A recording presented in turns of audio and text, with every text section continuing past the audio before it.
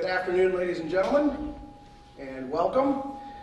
My name is Dave Cohn. I'm Director of Public Affairs at the Union League Club of Chicago, which is proud to co-sponsor today's candidate forum with our colleagues in the League of Women Voters from this congressional district and this area. And I'd like to welcome all of you to the program, which we have subtitled the Cubs pregame warm-up.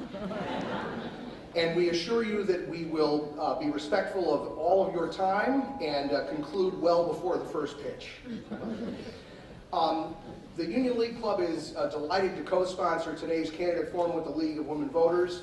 I'd just like to briefly mention why the Union League Club is involved in these kinds of affairs. If you're not familiar with the organization, the Union League Club was founded in 1879. It is a nonpartisan civic organization dedicated to advancing our nation and our democratic republic and to active involvement in civic affairs. The reason the club is involved in this, we're the only private club in the United States with an institutional commitment to public policy and community service, and the reason for that dates back to the club's founding, which actually began, it has its roots in the Civil War and a movement that arose right here in Illinois, in Pekin, Illinois in 1862, known as the Union Leagues of America. This Union Leagues of America organization was dedicated to helping President Lincoln defend the Union against the threat posed by the war, and they raised money for the Union Army and in general tried to encourage citizens to come together in defense of our republic. When the war came to a close, the Union League of America chapters, which included more than 1.5 million people across the northern states, those chapters largely folded their tent as the Union had successfully been defended. But those who were active in the Chicago area near the birthplace of the movement did not want to disband their fellowship, and they kept meeting informally in the years after the Civil War to talk about what they called the sacred duties of citizenship. And first and foremost among those duties was to be informed, to be actively involved in civic affairs, to be vigilant of government and those elected to serve us. And it is in that spirit that we gather today, and we thank you all for taking time from your Sundays to be with us here today and hear the candidates seeking to represent you at the federal and state level. So we thank you. The club is delighted to co-sponsor today's forum, and to keep us moving along and respect our time, it's now my pleasure to introduce the president of the League of Women Voters of Lake Forest, Lake Bluff, Wynn King. Thank you, David. It's always a pleasure working. We're pleased to be working with the Union League Club of Chicago again. Welcome. I'm Wynn Kane, president of the League of Women Voters of Lake Forest, Lake Bluff area. 3 other local chapters of the League are co-sponsoring this debate. They are the League of Women Voters of Deerfield area, Glenview, Glencoe, and Highland Park, Highwood. For those of you who may not know, the League of Women Voters is a national organization with over 800 local and state chapters. We are a political but nonpartisan nonprofit organization. That means we do not ever endorse or support a candidate or political party, but our mission is to educate voters and involve them in the political process in government. That is the best way to make democracy work. Membership in the League is open to both men and women, and we offer a variety of activities throughout the year: voter registration, candidate debates, public programs on issues, legislative interviews, and discussion groups. If you're interested in government at any level, in public policy or being engaged in the political process, please think about joining us. We'd love to have you.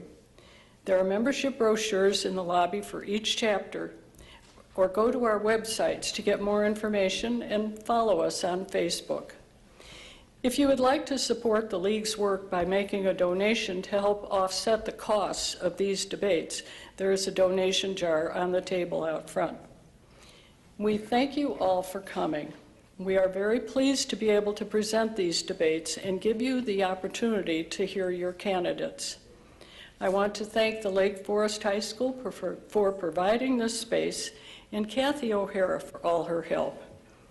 The program is being videotaped by Lake Forest TV and will be shown on channel 17 and 19 in Lake Forest on our website and on YouTube.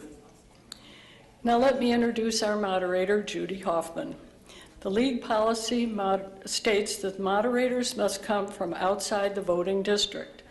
Judy Hoffman resides in the 9th Congressional District and has been active in the League of Women Voters of Evanston since 2004.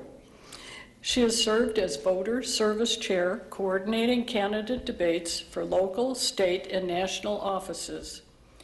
Judy works at the Deerfield Public Library as outreach coordinator. She will explain the rules and guide the debates. Welcome, Judy.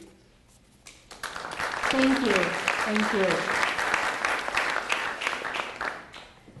First piece of business, is everybody's cell phone silenced? So I'll give you about 30 seconds on that. Check on that. There are 2 candidates on the election ballot for the 10th Congressional District. Incumbent Bob Dole is the Republican candidate, and Brad Schneider is the Democratic candidate. Audience questions have been getting collected for this 10th forum, and at the break, if you haven't already, we'll get your questions for the state forum. If you want a card, just raise your hand and one of the ushers will bring it by, and then pick it up when you're done. Raise your hand again. It's important with your questions that they address issues, not individuals. If a question is directed to a single candidate, it will be revised or we will not be able to present it. Members of the League will review the questions for redundancy and sort them to allow the widest variety of issues to be addressed, and probably to decipher some handwriting too. Before we start, we need a coin toss to determine the order of speaking. Mr. Dole will make the first opening and first closing statement, and Mr. Schneider will make the first response to the first question and make the final closing statement. The candidates will rotate on first response to the questions. Timekeepers will keep the candidates notice of the remaining time. Candidates who will be notice of 30 seconds and 15 seconds. The candidates have a minute and a half to answer the questions as well as for their opening and closing statements. I'll be happy to repeat any questions for the candidates. Today's forum is a little different stylistically than maybe what you've been seeing lately on the TV networks. So a couple key points. The candidates have agreed to restrict themselves to answering questions posed by the moderator, and exchanges between the candidates will be ruled out of order. And at this nonpartisan event, focusing on the issues, we ask that the audience refrain from loud noises and applause. Please, you can save that to the end. We'll welcome your enthusiastic response at the end. We will now begin with the opening statement, which will be given by Mr. Dole. You have a minute and a half. Well, I want to thank you, and I want to thank the League for hosting today's event. The 10th District deserves a thoughtful, independent leader, which is one of the reasons why I'm so pleased that every nonpartisan organization that's done an analysis of my record has labeled me as one of the most independent, bipartisan, and effective members of the United States Congress. As the only small business owner in this race and the father of 3, my top priority is to make sure that our community is safe, healthy, and strong. I've led as a representative on a number of key pieces of legislation that have gotten signed into law that will make a meaningful difference in the lives of citizens right here in the 10th Congressional District, and I hope we can talk about those this afternoon. But the bottom line is that there's still too much partisan gridlock in Washington, D.C. We need to move forward on things like immigration reform and reducing gun violence and bringing, frankly, more jobs right here into our community. I've demonstrated an ability to take on both parties when I think that they're wrong and work with both parties when I think that they're right. But what excites me about this race is the fact that you, as the voters, actually have an opportunity to compare my record of independent leadership versus my opponent's, who has been ranked as one of the least effective members in the United States Congress and has now actually resorted to try to have lies and deception in his campaign about my record. It's one of the reasons why the Daily Herald, the Chicago Tribune, the Chicago Sun-Times have all endorsed our candidacy. It's one of the reasons why the Human Rights Campaign, the largest LGBTQ advocacy organization, why organizations that are trying to prevent gun violence from moving, and also the environment have come to my defense. But the endorsement that I'm really looking for is yours. So on November 8th, I ask for your vote. Thank you. Mr. Schneider. Thank you, and I too want to thank the League of Women Voters and Union League for hosting this event, and all of you for coming out today. I am honored to be here and honored to ask for your vote on November 8th to go back to Congress and represent this 10th District of Illinois. It was not an easy decision for me to decide to run again, but as I talked to folks around the district, I heard the same thing over and over. People told me that they know that this district was better served by the work I did here at home and better represented by the votes I took in Congress. Everywhere I go, I hear the same issues that we've been talking about 4 years ago when I started this journey. People are worried about the economy, wondering if they're going to have a job next year. They're worried about sending their kids to college as the cost of college gets increasingly out of reach for too many families. They're worried about health care. They're worried about crumbling infrastructure we see all around Lake County and throughout Illinois and the country. They're worried about the environment. They're worried about a place in the world, and yet they look to Congress, and they see a Congress for the last 6 years that has been stuck in gridlock, fighting each other rather than tackling the problems we face as a nation. We need to break through that gridlock and help deliver to our children the opportunities that our parents sacrificed for us. I'm asking for your vote. I'm proud to have the support of Sierra Club, the support of NARAL Pro-Choice America, the support of Vice President Biden and President Obama. And I'm asking for your support to go back to Washington and get Congress working for us. Thank you. Thank you. I just have to do a little procedural note here.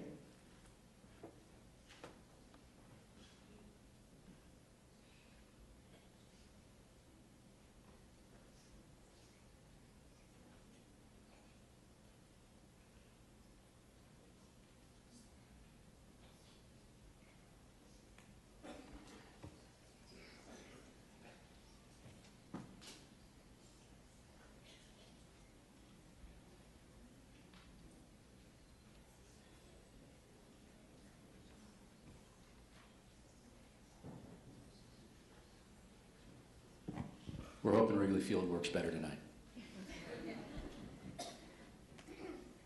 Thank you. We're all volunteers, and sometimes we're doing things, so we've got it going now. Thank you.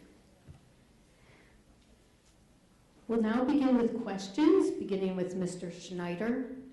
Again, and through all, I won't say it every time, you have a minute and a half to do your answer. You'll be notified when you have 30 seconds left, then 15 seconds left, and then stop. We allow you to finish your sentence when you see stop, finish your thought. The first question from the audience is about Social Security. Do you support maintaining Social Security benefits into the future? And what is your approach to alteration of retirement age and the Social Security taxes paid by employers and employees? Thank you. This is I think, crucial question, crucial issue as we go forward. When Social Security was first discussed and passed in the 1930s, half of our senior population lived below the poverty line. Today, we brought that below 10%, but we still have work to do. I do support continuing the promise of Social Security into the future. This is an area where I think you will see a difference between me and Mr. Dole. I do not, however, support raising the retirement age. And let me try to explain in simple terms why I think that is an unfair and unjust approach. If you take the population of 55-year-olds, I turned 55 in August. My age, the top 20% income earners have a life expectancy of 88. The bottom 20, those who are most likely to absolutely depend on Social Security, have a life expectancy of only 76. The retirement age is going to be 67. So they have 9 years versus 21 years for those at the top. To raise the retirement age from 67 to 70, as has been proposed, would cut the benefit of those most dependent on Social Security by fully 1/3, while only reducing it for those at the top least dependent on Social Security by only 15%. This is just not the right way to go. What I do believe we can do for Social Security is provide incentives for people who choose to and can work longer to do so. We can address the cap. Right now, Social Security collects on only the first $118,000 of income. Maybe we restore it at $1 million, because I really do believe someone making $1 million should be paying the same rate into Social Security as their secretary or assistant making $50,000 or $75,000. That's why I think you have to make sure Social Security stays, not just for this generation, but for generations to come. Thank you. Thank you, Mr. Dole. Social Security and frankly Medicare are promises that we've made and must be kept. And I do believe that we need to strengthen and preserve Social Security. And if we look at what's happened over the course of this last year, Social Security disability, for instance, was set to run out of money actually in about 20 days. Well, we said that's unacceptable. And so we were able to extend that at least until 2022. And what that does is doesn't solve the problem. It gives us a runway to be able to come together in a bipartisan way to actually solve the problem. Right now, the Social Security Trust Fund is set to run out of money, meaning not get dollar for dollar benefit in 2028. Now, I don't know about you, but that's not nearly good enough for me. And so I do believe that the solution going forward is how do we come together? How do we come together, Republicans and Democrats, to make sure that Social Security and Medicare are going to be solvent not just for 10 or 15 years, but for the next 75 years? And so I do believe that raising the cap needs to be on the table. I also think that we ought to be looking at what substantively can we do, whether it be a gradual couple months for somebody that's 52 or 53 years old, to start raising the age. So I'm not taking that off the table. But what I do know is that the only way that we're going to have meaningful reform, the only way that we're going to have this actually done, is by people actually willing to sit down at the table and actually work together in a bipartisan way, something I've already demonstrated an ability to do. And so it would be an honor to be able to again, go back to Washington, roll up our sleeves, and solve this problem, not just for our seniors, but for the next generation as well. Thank you. Now, Mr. Dole, the next question is on campaign financing.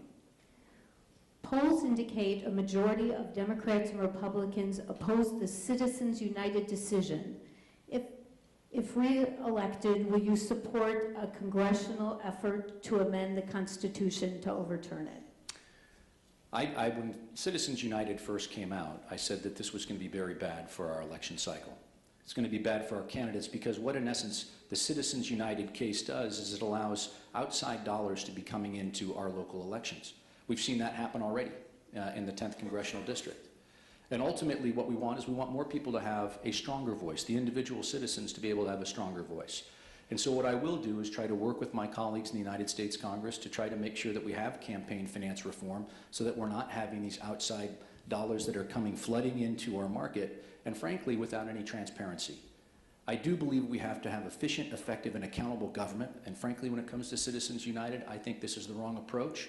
I think the Supreme Court got this wrong, and ultimately, I think that our election system is weaker for it. Thank you. Mr. Schneider. Thank you. I have long said campaign finance reform is crucial for our country. And when I talk to high school students, I tell them that their children, I believe, I hope, and pray, will learn about the Citizens United decision the same way we learned about Dred Scott, one of what I believe to be one of the worst decisions in our Supreme Court's history. I will support a constitutional amendment to overturn Citizens United. I believe the most effective way would be to put Merrick Garland on the court. It's a shame that we have now had almost a year without a hearing for Merrick Garland. But we have to do what we can to overturn Citizens United. There is a real difference between my opponent and me on here. Mr. Dole, as a member of the Ways and Means Committee, voted for legislation in committee and again in the House that would protect individuals and organizations, protect their privacy when they make donations to these super PAC and other organizations. He voted to keep their identities private, allowing corporations to influence our elections, allowing foreign individuals and foreign entities to possibly influence our nations. I would have voted against that bill. I believe we need to have greater transparency in our elections. I believe we need to have the voice of the people more involved in the elections rather than the voice of corporations. That's why I'm proud to have the endorsement of End Citizens United, why I have campaigned and will continue to campaign until we have true, formal campaign finance reform. Thank you. Thank you. Mr. Schneider, start with the next question. This is on immigration. Do you favor a path to citizenship for undocumented residents or some other approach? The short answer to the question is I absolutely favor a path to citizenship. In fact, to me, that's a red line. Any type of immigration reform we have has to include a path to citizenship because we cannot have two types of citizenship in our country. If I could pass one piece of legislation tomorrow, it would be comprehensive immigration reform. Why? Because it would grow our economy by an estimated $2 trillion over the next decade. It would lower our debt by $200 billion. It would bring 11 to 12 million people out of the shadows so they can be full participants in our communities, purchasing homes, starting businesses, sending their kids to college, and strengthening our communities. To me, immigration reform is one of the most important things we can do for our future and our children's future. That's why when I was in Congress, I was proud to be part of a group that introduced in the House comprehensive immigration reform, the sister bill to what was passed by the Gang of Eight in the Senate. There's only one reason that bill didn't pass in the House. It's because the Speaker of the House won't allow that bill to come to the floor. It was John Boehner when I was in the House. It's now Paul Ryan who says, may pay lip service to immigration reform, but without a vote, we can't have formal reform.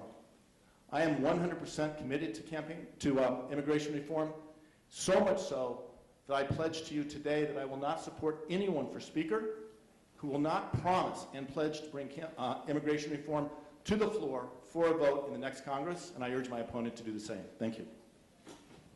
Mr. Dole. Immigration reform is something that I've led on in the United States Congress. When asked if I supported the Gang of Eight proposal, I do support the Gang of Eight proposal. And ultimately, I do realize that comprehensive immigration reform is something that we critically need. It's a humanitarian issue, it's an economic issue, and it's a national security issue. And ultimately, as we look at how do we piece this together, I do believe, yes, we have to protect our borders in the midst of a war on terror. We have to allow the 12.5 million people that are living in the shadows to be able to come out of the shadows without fear that they're going to be separated from their families. We have to deal with our broken immigration system in terms of our guest worker program. 66,000 workers is all we allow into our country on an annual basis. And we have to deal with the idea that we're educating the best and the brightest from all over the world right here in our country. We have them right here in our community. And as soon as they graduate with a master's degree or a PhD, the first thing we do is kick them out to go compete against us. I can't think of anything so asinine.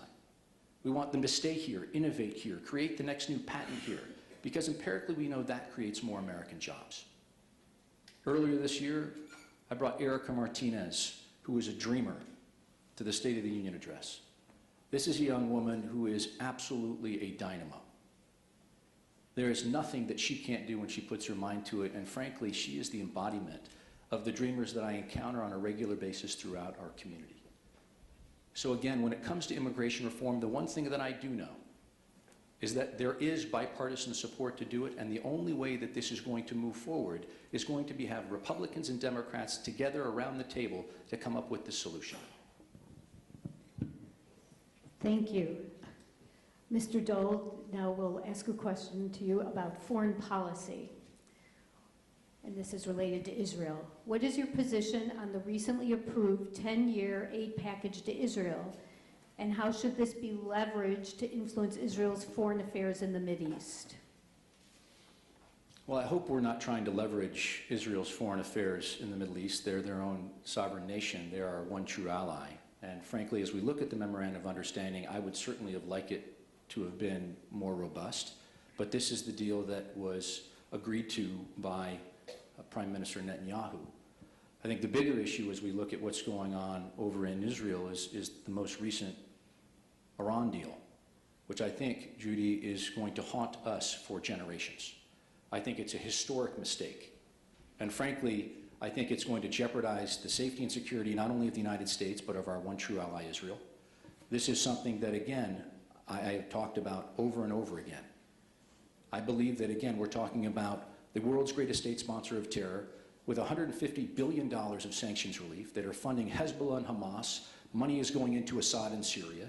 And ultimately, what's amazing to me is that we've seen a flip-flop by my opponent, who said that he was against the deal, and then as soon as started to have political pressure in his primary, flip-flopped on the deal, said that he 100% supports enforcement of the deal. And frankly, I think that is something that, for me, is a real problem.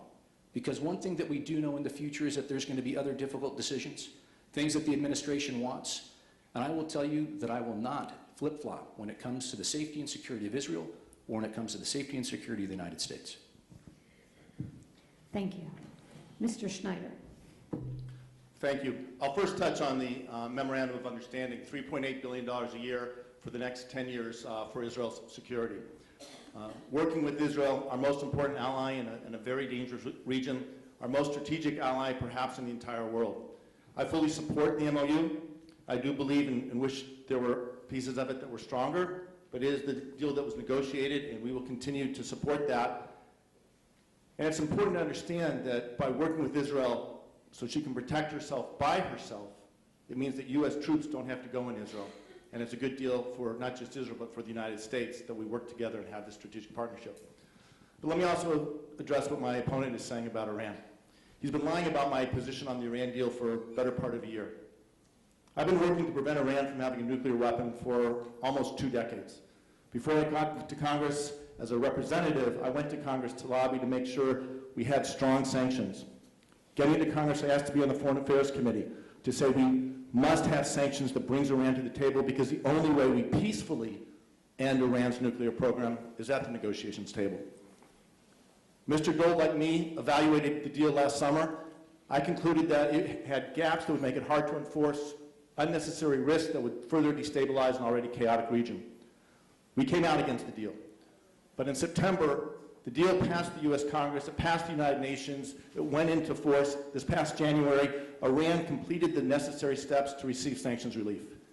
It is woefully irresponsible to say we should walk away from this deal, allowing Iran to continue with the sanctions relief, continue with all that money, to be able to do business with all the world, while the United States can't enforce this deal. I do believe we have to enforce this deal, and we have to make sure Iran doesn't have a nuclear weapon for the 15 years of this deal, for the 15 years after that, or any time, because the greatest threat to the region Thank you, Mr. Schneider. is a nuclear Time is up. Thank you. Mr. Schneider, the next question will take a turn. We're going to talk about health care. What are your plans to reduce the cost of prescription drugs? I think all of us can agree, anyone taking medicines, that the price of drugs are going through the roof, putting an incredible burden on working families, on seniors, on virtually every American. One of the first things I think we need to put on the table is the conversation of allowing Medicare to talk to the drug companies to address the price they pay for drugs. We need to work to help these companies continue their research, but not allow them to gouge the American consumer, to gouge patients. I talked to someone yesterday who has a child, I guess Friday, with a child with autism. His cost for medication for his child has gone through the roof so much that he's forced to buy the same medications now from Canada at a fraction of the price. That's just simply wrong. One of the things we did with the Affordable Care Act is work to try to bring medicines to patients to sustain their life at a cost they can afford. This is one of the reasons why I believe we have to continue to build on the Affordable Care Act rather than trying to overturn it or defund it, as my opponent continually tries to do. We have to make sure that we bring costs down, we expand the quality. We're paying 1.5 times in this country what other developed countries are paying without better outcomes. We address risk and we extend reach so that every American in this country, old, young, wealthy or poor, every American in this country has full access to quality, affordable health care, and that's what I'm committed to do. Thank you. Mr. Dole. Before we jump in, Judy, to the how do we reduce the cost of drugs, I do want to just correct the record that the Congress never did pass the Iran deal. In fact, Congress actually voted not to do it. And actually, the United States Senate actually filibustered so that they wouldn't have a vote to be able to do it. So it never passed. In fact, the only bipartisan support with regard to Iran was against it. So I think that's important for you all to know, because the Congress never stepped up to do this. And frankly, if we want to prevent Iran from getting a nuclear weapon, Dole. this, Judy, is so important. If we want to prevent them from getting a nuclear weapon, this agreement all but preserves it. With regard to reducing drugs for prescriptions that we have out there, there's no question we're seeing costs go up. And I think the one that hit the news most recently is we talk about Mylan. Right? Mylan and epinephrine for EpiPens. It's been a generic for a long, long time. And yet the thing that is the unique delivery mechanism is what's been patented. And I do believe that the FDA needs to get rid of their backlog, and frankly, we need to be able to fast track a device mechanism that's up there to provide that competition, because we know that will drive costs down significantly, cut them in half, and then drive them down even further. Ultimately, we want those competitions to be out there to drive costs, because when it comes to things like an EpiPen, that's not a choice that people have an opportunity to make. This is for their children. It could be a peanut allergy, or like in my case, for my father, he's allergic to bees. And you know what? This is life or death. This isn't, it's a nice to have. This is a need to have.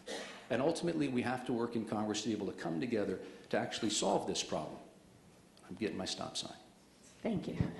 Well, Mr. Dold, we're going to do another healthcare question, but first, I'd like to establish for both candidates, I ask that you stay with the question we're discussing and then revisit topics you'd like to revisit in your closing statements. In the minute and a half that we have. Yes. Great. All right. Nothing that's going to impact the world, but okay. Right. So on healthcare, let's return to Obamacare. Okay. Which is law. And how do you see going forward with Obamacare revisions, changes? Well, I do think that as we look at the Affordable Care Act, the Affordable Care Act, obviously, I would say, has some things that many of us would agree with. Most Americans like the idea that you can't be denied access to insurance because you have a pre-existing condition. The idea in this economy that a child or a young adult can stay on their parents' insurance until they're 26, I think is really important. But one of the things that we do know, Judy, is that we're seeing premiums rise through the roof. We're seeing deductibles go sky high. We saw recently a Democratic governor say that it's no longer affordable. We saw President Clinton come out and say this is actually crazy because people that are struggling to make ends meet are having a very difficult time. This year, there actually was a vote to dismantle the Affordable Care Act, and I was one of 3 Republicans that said no. I think that's important to note because my opponent will try desperately to say otherwise. Ultimately, when it comes to the Affordable Care Act, there needs to be changes to it. When we try to propose changes, my opponent and the Democrats will come out and say we're trying to dismantle the whole thing. When they do it, well, then they're trying to fix it. Ultimately, what we know is that people need care. In Lake County, we're going to have 1 insurer in Lake County, 1, which means costs are going to go right through the roof. And ultimately, we know even in this next year for this plan, their silver plan is going up 30%. So yes, we need to come together. And we need to fix this so that people have meaningful coverage and care that they need for them and their families. Thank you. Mr. Schneider. So here's what I know are the facts. When Mr. Dole was in Congress the first time, he voted multiple times to fully repeal the Affordable Care Act. And if you add it all up, 28 times to repeal, defund, or dismantle the Affordable Care Act. When we ran against each other the second time, he said he would defend the Affordable Care Act. When he got to Congress for a second time in 2015, he voted once more for the Republican budget, which would defund the Affordable Care Act, rendering it ultimately irrelevant. I believe that is a distinction without a difference. If you aren't going to fund the bill, if you're not going to allow it to go forward, you're not going to achieve any of the progress that has to be made. But having said that, let me tell you, the Affordable Care Act is far from perfect. We know that. The tragedy is, for the last 6 years, the gridlock in Congress has prevented us from coming together, Democrats and Republicans, to find a way to work together to build on the progress made of the Affordable Care Act. I suspect you agree with me that it's a good thing that 20 million people today have insurance who didn't have it before. I suspect you agree, and many of you maybe have benefited from the fact that if you have a pre-existing condition, you're able to get insurance, or that your children can stay on your own insurance plan until age 26. It's good that if you get sick, you don't get a letter from your insurance carrier saying, we're sorry, we are rescinding your insurance policy, here are your premiums back, you're on your own.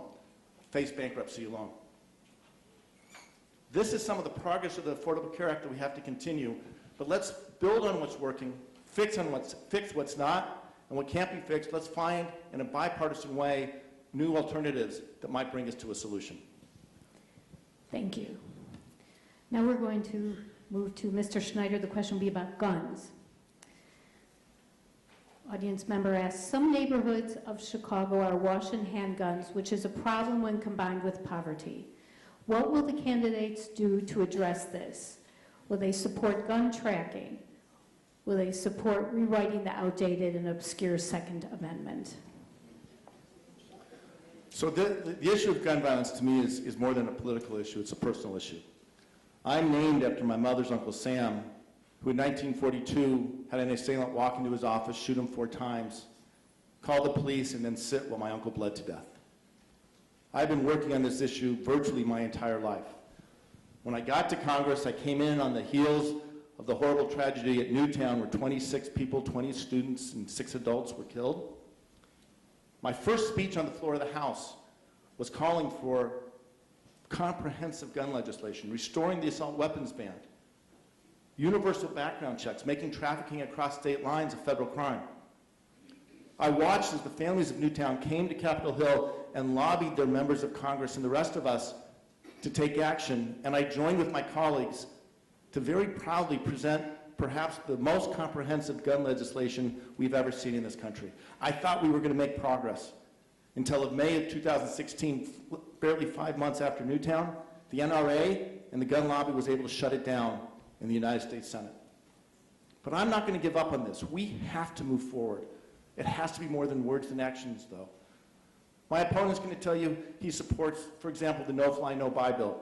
But he has joined unanimously with his Republican colleagues 28 times to block that bill from coming to a vote and refused to sign a petition that would require Speaker Ryan to allow a vote on the floor of the House. As I said with immigration, with guns, I have the same pledge to you. I will not support any speaker who refuses to bring gun legislation to the floor of the House in the next Congress, and I call on Congressman Dole to say the same. Thank you, Mr. Schneider. Mr. Dole. So this is a critically important issue. It's a critically important issue because people are dying. People are dying in their streets, and frankly, people that turn on the news and they look at Chicago, we crossed the 500 death mark, over 2,800 shootings. This is a very real issue. And frankly, I think what we need is we need people coming together to actually solve the problem.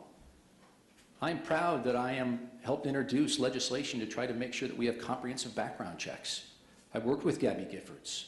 I work with others in the House on the other side of the aisle to move this forward. I work to try to make sure we have zero tolerance for domestic abusers because in a domestic abuse situation, if there's a gun involved, we know the chances of death go up 5 times. I also am proud that when I first came to Congress in 2011, yes, I was a co-sponsor of the no-fly, no-buy. When I came back, I also stood up to say this is a good piece of legislation and I co-sponsored it.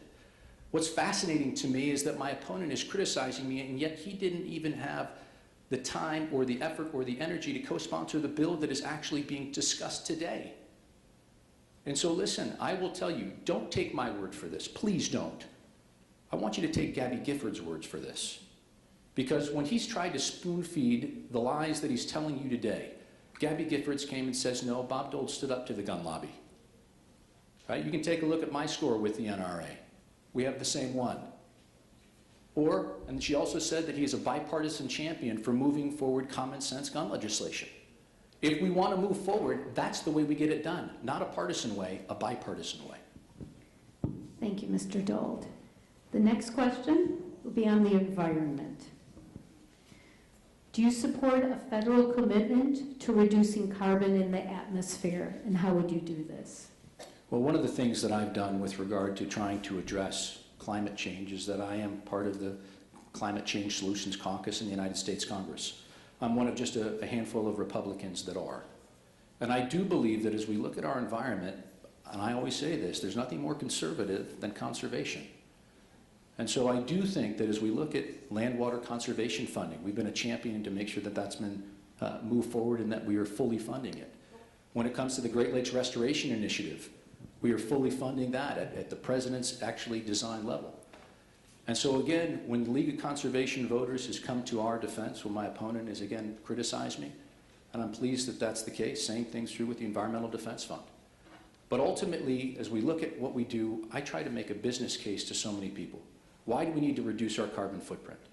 Ultimately, we can do this by talking about making sure we have renewable energy, making sure that we're incentivizing things like wind, solar, geothermal. But for me, I think what's exciting is what's the next new thing?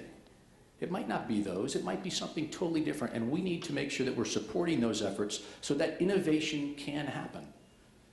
Because the one thing that we do know is innovation is going to be extremely exciting and will help us be more energy independent, which is a national security issue. But it's also, as we look at the globe, I do believe this has to be an international thing, because when it comes to climate change and reducing our greenhouse gases, the world has to be on board. Thank you. Mr. Schneider? Can I ask you to repeat the question, please? Yes. Do you support a federal commitment to reducing carbon in the atmosphere? If so, how would you do this? I asked you to repeat the question because I don't think you heard the answer. The answer is yes, I do. And I support the President's Clean Power Plan. And I think we need more than words and talking. I think we need I support the real Clean action. Power Plan too. Thank you. Well, I didn't hear you say it. I'm glad you do.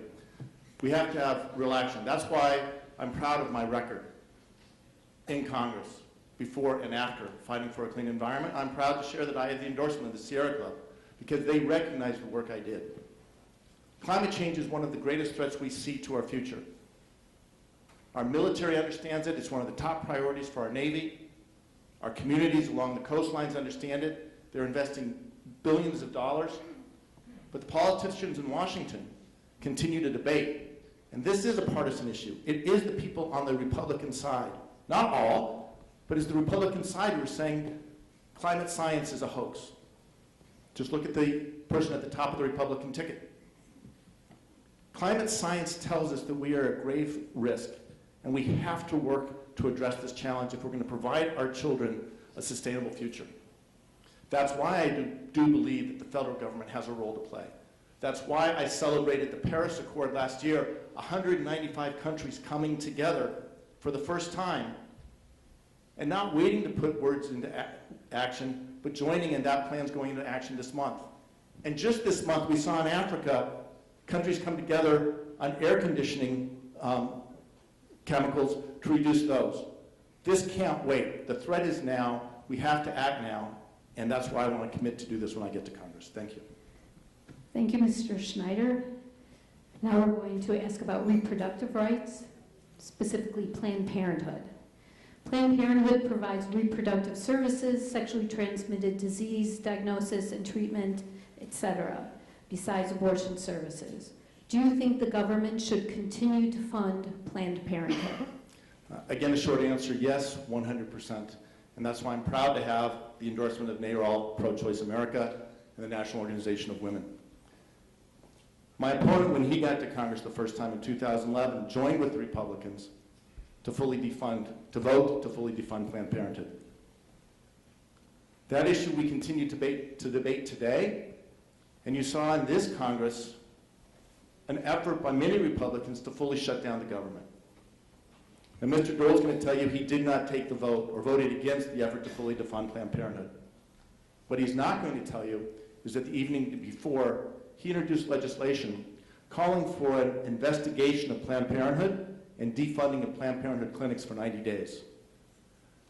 Now, I don't know about you, but I don't believe women can go 90 days without access to health care. And Planned Parenthood provides health care. In many cases, it's the only health care women in some of these poor communities have access to. I'm a staunch defender of Planned Parenthood. I'm a 100% defender of a woman's right to make her own choice about her own body. I believe we should repeal the Hyde Amendment because I don't think poor women should have less access to health care than more affluent women. And certainly the women serving in our military forces should have less access to health care than the men who also serve our country. So this to me is an important issue. Voters in the district have a right to know that I will stand with them on choice, on the environment, on equality, not some of the time, but all the time, irrespective of the political winds in Washington. Thank you. Thank you. Mr. Dole. I am pro-choice. I believe in a woman's right to choose. And I've taken, obviously, much criticism for it, but when I first came to Congress, there was only one Republican that spoke out on the floor against defunding Planned Parenthood. Just one. That was me. This Congress, when we came back again, efforts to defund Planned Parenthood, I voted no, not to defund Planned Parenthood. What's interesting is my opponent talks about his endorsements. Do you notice the one that was absent? I'm sure you do, right? Where was Planned Parenthood on that list? Well, certainly if I'm as bad as you say, they would certainly have endorsed Mr. Schneider, but they didn't. They actually sent me letters thanking me for my leadership. And so honestly, the same types of dishonest campaign tactics to deceive you, frankly, you deserve better. You deserve better than this. And frankly, please go take a look at the record. I welcome that. I'm proud of my record, and I'm happy to stand behind it. But to hear and field this is absolutely just untrue, and you deserve to know the truth. Thank you. The next question, Mr. Dole, is about Medicare. Where do you stand on Medicare for the future? Should it be managed by the government or privatized? No, listen, I think as we look at Medicare, we have to strengthen and preserve Medicare for at least 75 years, and then obviously future Congresses will make sure that it's solvent going forward. It's a promise that we've made, and frankly, it needs to be around. And so I do believe, how do we reduce costs? How do we make sure that it's going to be around? I do believe that the Medicare program that we have today needs to be a program that seniors can count on going forward into the future. And so, as I sit on the Ways and Means Committee, it's the most powerful committee in the United States Congress, and actually Medicare is under that purview of the Ways and Means Committee. And so we will ensure that Medicare is around for future generations, and we want it to be strengthened and preserved. One of the things that we know as part of the Affordable Care Act was they cut $700 billion out of Medicare. I think that's wrong. And ultimately, as we look at Medicare Advantage, we also saw a cut for seniors that are on Medicare Advantage of $1,340, which is a real bite for people here in the 10th District that are living on a fixed income. So yes, there are things going forward that we need to help ensure are going to be there, but I do believe that a bipartisan solution, working with members on the other side of the aisle, is the way that we are going to safeguard and protect Medicare and Social Security. Thank you. Mr. Schneider. So again, a question of the facts. Bob Dole has voted 3 times for a Republican budget that would privatize Medicare. He has supported ending the guarantee of Medicare, turning it into a voucher program that would, independent organizations identified, put $6,000 a year extra burden on seniors who can afford it the least. Mr. Dole is continually saying that he doesn't like the fact that I keep bringing up the facts about his record. The facts are he voted 28 times with the Republicans to block no-fly, no-buy. That's a fact. The fact is he voted for what the Democrats took to call in 2011 the Let Women Die vote, that will allow hospitals to deny women life-saving terminations if the hospital so chose. These are the facts. Check the records. I believe we have to preserve Medicare. That's why I voted against all of those Republican budgets. I believe we have to make sure that the promise we make to our seniors of health care, of dignity, of security in their retirement, supported by Medicare, supported by Social Security, these are things that we can't play games with, and we have to make sure that they are sustainable and strong for years to come. The Affordable Care Act didn't cut benefits out of Medicare. It found savings by reducing the cost of delivering the same benefits.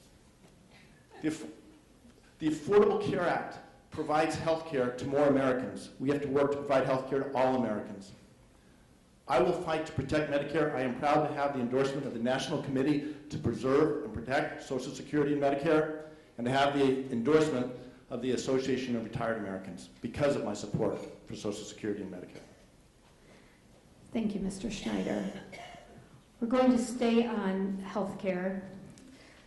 What policies do you support to help individuals suffering from mental illness?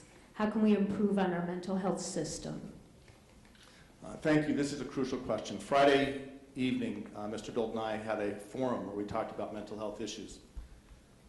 I think we all in this room can agree that no one should be left alone dealing with mental health, and no family should be left alone with the burden of taking care of a loved one suffering from mental illness. There's a lot we can do at the state and the federal level. The Affordable Care Act added $500 million providing therapies for people dealing with mental illness. We should be investing in research on new treatments and medications to help people deal with mental illness. I speak of this from a very personal level. I have a cousin who, as he went through life, found the burden of life just too much to bear. constantly saw the struggles and troubles of others and internalized them to himself. He sought help, but oftentimes, because of his circumstances, wasn't able to get help. And ultimately, several years ago, took his own life. This past Sunday, a week ago, I had the horrible experience of helping to bury a 22-year-old girl who, for the same reasons, felt the world was too much to bear. As a community, as a nation, it is our responsibility to help these individuals get the treatment, to take away the stigma, to work in our schools so that people don't look at someone with mental illness as being weak, but look at someone with mental illness as having a condition no different than asthma or diabetes, that with help and with treatment, we can help them have a full and complete life. That's what I want to go to Congress to work on. Thank you. Mr. Dole. The lie of the year in 2011 was that the Republicans wanted to end the Medicare guarantee. Just want to make sure that we were correcting the record on that. And when Mr. Schneider talks about voting against no fly, no buy 28 times, that dishonest procedural tactic, if we take you at your word, we can play the same game because he was there. It means that he voted against the Violence Against Women Act, or that he voted funding for the troops, voted against it. That's blatantly dishonest. And I refuse to take that tack because that's not where you stood. Mental health issues are enormous. And frankly, as we look at the numbers, we have over 11 million people in the United States right now that are suffering from mental illness. We have them right here in our backyard in our community. This was one of the issues that, again, when I came to Congress in this term, I went and talked with Dr. Tim Murphy and I said, Dr. Murphy, I know you're working on a mental health piece of legislation. It is so important. I want to help you with this. And became an original co-sponsor of the Helping Families in Mental Health Crisis Act. Critically important, talking about how are we actually making sure people have the resources necessary to get the treatment, that we're combining and having evidence-based dollars going to these programs. And I do believe that this is important because, again, you hear about the gridlock, but this passed the Congress 422-2. It hasn't been signed into law yet, and I certainly hope that the Senate will take up this incredibly important piece of legislation. Because we know that this is a problem for our veterans, we know that this is a problem for our young people, and frankly, trying to make sure that we are putting things forward, because the largest mental health facility we have in the United States today is the Cook County Jail. We have to talk about getting more beds that are out there, at least 100,000 beds short, 30,000 physicians short. We can and must do more. Thank you. Mr. Dold. Now we're going to talk about the budget. How committed are you to federal tax reform with goals making everything online, accessible, transparent, fair, and one page? I love the chuckles from the audience, and it's actually, as we look at trying to condense 70,000 pages of a tax code, I do believe that tax reform is absolutely critical, Judy. It's critical because we see the businesses right up and down the 10th Congressional District that are actually top takeover targets for foreign competitors. Foreign competitors are actually using our tax code as a weapon against us. And so if we want to talk about how do we grow our economy from where we've been for the last, we'll call it a decade, at about 1.4% growth, from where we traditionally have been is at 3.5% growth. That difference is $4.6 trillion to our economy. That's huge. It's like creating a Germany inside of our country each and every year. And so on the Ways and Means Committee, we have put together, a blueprint of things, which is, again, a blueprint because we know that there are going to be changes that need to be made. But we want to simplify the tax code for individual filers so that they can file their taxes as simply as on the back of a postcard. We want to get, and again, what we've done is get rid of a lot of the loopholes out there. Saved two important ones. Obviously the home mortgage deduction, which is a very important one for individuals, and also the charitable deduction, because we want people to be able to give to their house of worship or to local communities or the JUF or whatever it may be. Because we know those social service organizations actually are able to stretch those dollars much further than the government ever could. And so we want to encourage that type of behavior. But overall tax reform is a must if we want to talk about growing our economy and being more globally competitive, and I am committed to work in a bipartisan way to get that accomplished. Thank you. Mr. Schneider. So the question was about budgets and taxes. I think everyone in the room will agree that our tax code is overcomplicated, too convoluted, carrying over many of the subsidies that may have made sense a generation ago but certainly don't make sense today. making it harder for us to achieve the goals we want to achieve as a nation. So I do believe we need comprehensive tax reform. I believe we can work to lower our corporate tax rates to be competitive globally, but at the same time closing the loopholes so you don't have a company like Kraft here in Illinois paying consistently 30% of its income in taxes, and a company like GE using those loopholes and paying close to zero. But it can't just be corporate tax reform. We have to work to address individual small businesses, working families, and make our tax system more fair. Paul Ryan's tax proposal will give 99.6%. Let me repeat that number. 99.6% of the benefits to the top 1% by 2025. That's not the type of tax reform I think we need. We need to give up on this long idea of trickle-down economics where you give tax breaks to the most fortunate and the biggest corporations, subsidies to big oil companies, and it'll trickle down to the rest of us. We need to have tax reform that will grow and lift up our middle class so we can be strong again from the middle out. Asia's middle class is expected to grow 86% over the next 30 years. Here they're expecting 5% shrink. We can't lead the nation if we don't grow our middle class. So I absolutely believe we need tax reform, we need to simplify it, but boy, we sure need to make it more fair. Thank you, Mr. Schneider. Now we're going to talk about college financing. Students leave college with tens of thousands in debt. How would you address funding college for all who want to go? Speaking about fair, again, the budgets that Mr. Dole has continued to support actually capped Pell Grants, making it harder for those families struggling the most to send their children to college, the gateway into a middle-class lifestyle, making that further and further away.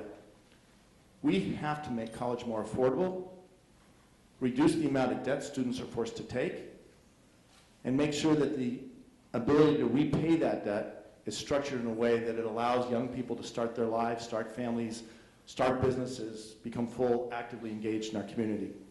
We have here a couple of college students, as I've known you guys since you were in high school. Okay? It has been such an honor to watch you go from high school to college as now seniors and prepare to make your way into the world. I've seen it with my kids, I've seen it with kids all around this district. But I've also talked to too many kids and too many families who've had to defer that college. When I was in Congress, I worked against the Republican efforts to double the interest rate from 3.4 to 6.8%. And I will continue to work to bring down that interest rate. When I was in Congress, I worked on legislation that would allow students to refinance their student loans, the only type of debt they have that is out there that can't be restructured. I want to make it possible that students can go into jobs like teaching or medicine in far-flung locales, rural communities, and get help paying back their student loans because they're not going to make as much money as if they're working on Wall Street or in hospitals in major urban centers. These are the things we can do to make college more affordable. There's a long list of others, but I've run out of time. Thank you. Mr. Dole. You operate on a budget. I'm assuming you do. Most businesses do as well. We've heard over and over again the importance of budgets, and I do believe that they're important. What's also important to note is that my opponent voted against every single budget that ever came up in front of him.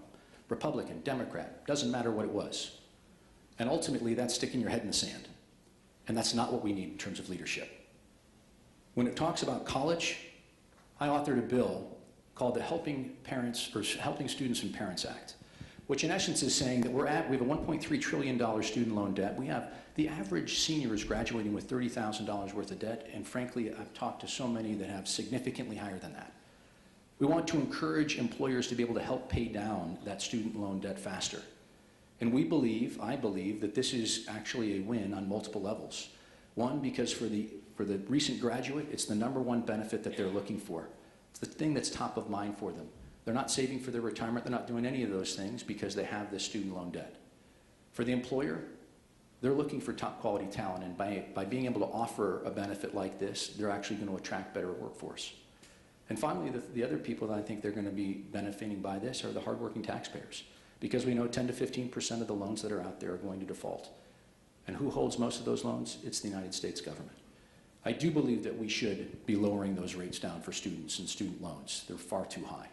But I also know that I voted for a budget this year that actually had a large increase in funding for things like Head Start and did increase Pell Grants and Perkins. Thank you, Mr. Dole. Now, Mr. Dole, we're going to move back to the environment, and in particular, fracking. Some believe that fracking has made us energy independent. What can Congress do to help prevent pollution from fracking? I think one of the biggest things that Congress can do is talk about trying to figure out what is it that they're putting down into the ground. Right now, that's a big mystery. They're not, it's not transparent. I think most people, as they look out there for their government, they want efficient, effective, and accountable government. And so I do talk about energy and having an all-of-the-above energy approach. But as we talk about fracking, we need to ensure that we are understanding what they're actually putting down into the ground so that if it is going to have environmental impacts, that we are able to nip them in the bud and try to make sure that we minimize any of those and perhaps eliminate those if they're going to have an environmental impact. Right now, there is little to no transparency about that. Thank you. Mr. Schneider. So I apologize for again breaking your rule, but as Mr. Dole attacks me for not voting for budgets, and yet in his mail attacks me for a budget I voted for, it seems kind of incredulous of the inconsistency. The fact is I have voted for budgets and just will not vote for budgets like the ones Mr. Dole has voted for that cut Pell Grants, cut Medicare, and do other things to harm the least among us. As far as fracking, as far as energy security, we need to work to make sure we address our energy challenges. Fracking needs to be safe and transparent, and I do believe that the federal government has a crucial role in making sure that everywhere fracking is taking place, it is taking place absolutely safely with full understanding of what's going into the ground. And where it is not being done in a safe way, it is immediately stopped. But we also have to look beyond this. Because of fracking, we have greater access to natural gas. Moving away from coal and oil to natural gas is helping us reduce our contribution to global climate change. It's a part of the solution at the moment. But we can't let that be the solution because it doesn't end our march towards heating this planet. We have to replace fossil fuels with renewable energy, with new ways, investing in innovation. But this is not a threat to our economy. The United States should be leading the world in developing these new energy sources, developing new technologies for conservation of energy. We can grow our economy, we can lead the world economy, and help address the biggest threat to our economies in climate change by taking positive action now. Thank you. The next question, something might come right to mind, or you might need a few seconds. We won't start the clock till you start talking. Since you both have served in office, what legislation did you introduce that you are most proud of? This is a great question. I can point to two pieces of legislation that I was a part of introducing that I believe will change the ability of us to provide for our kids the future they deserve. We've already talked about them. When I was in Congress, I was a part of a group that introduced comprehensive immigration reform. It took care of the dreamers. It took care of a pathway to citizenship. It addressed the concerns of border security. I believe that that bill could come to the floor for a vote. Over 300 people, Democrats and Republicans together, would vote for it, and we could grow our economy, pull people out of the shadows, make our communities stronger. I'll give you a second piece of legislation that we've already talked about. It was a great honor to be part of the group that introduced the most comprehensive, broad gun safety legislation I think this country has ever seen. I believe we can make a difference in our communities by making it harder for the wrong people to get access to guns. Helping people with mental illness deal with those illnesses and get the treatment they need so they don't turn to guns to take their own lives. 2/3 of the people who will die this year from gun violence will take their own lives. We need to take actions to address this. And we just saw in Waukegan this past week, a 3-year-old child went into his parents' bedroom, found a gun, went into the living room, and accidentally shot himself in the head, killing himself. With gun safety, with trigger locks, we can make a difference and end those senseless deaths. So my two most proud accomplishments I would have to say is comprehensive immigration reform and real comprehensive gun legislation. Thank you. Mr. Dole. I think as we look at accomplishments, for me, I think one that was certainly comes to mind is the fact that we are in a prescription drug epidemic. We have heroin overdoses that are all around us, not just in the 10th Congressional District, but around the country. You don't have to talk to too many mothers that have gone into their child's bedroom to find them overdosed from a heroin episode to realize that something has to be done. And so I worked with Chelsea LaLiberte, who runs Live for Lolly. She lost her brother, Alex, at the age of 20 to a heroin overdose, taken far too early. We were able to get that actually across the finish line in the House, across the Senate, and the President signed it into law. This is something that's going to have a real meaningful impact on saving lives. But it's not just legislation. It's also working with local stakeholders like Mike Nierheim and others to try to make sure that we get Walgreens to help us. Prescription drug take-back boxes in Lake County, we have 27 of them in police stations. We were able to reduce that down in terms of the prescription drug deaths from 48 to 18. So we wanted to increase prescription drug take-back boxes, which is why we asked Walgreens, and they agreed to put 500 prescription drug take-back boxes throughout the entire country and offer naloxone over the counter. We can look at some of the other things that I've helped push forward. First time in 17 years, we have a way to pay doctors that take care of our seniors. First time in 14 years, we have an education bill that takes power away from the federal government and empowers mom and dad. And for the first time in a decade, we have a long-term surface transportation or highway bill, which is so critically important for a manufacturing district like ours. Thank you, Mr. Dold. Thank you. You've been sprinting through many questions, and we're on the final question. Hallelujah, okay.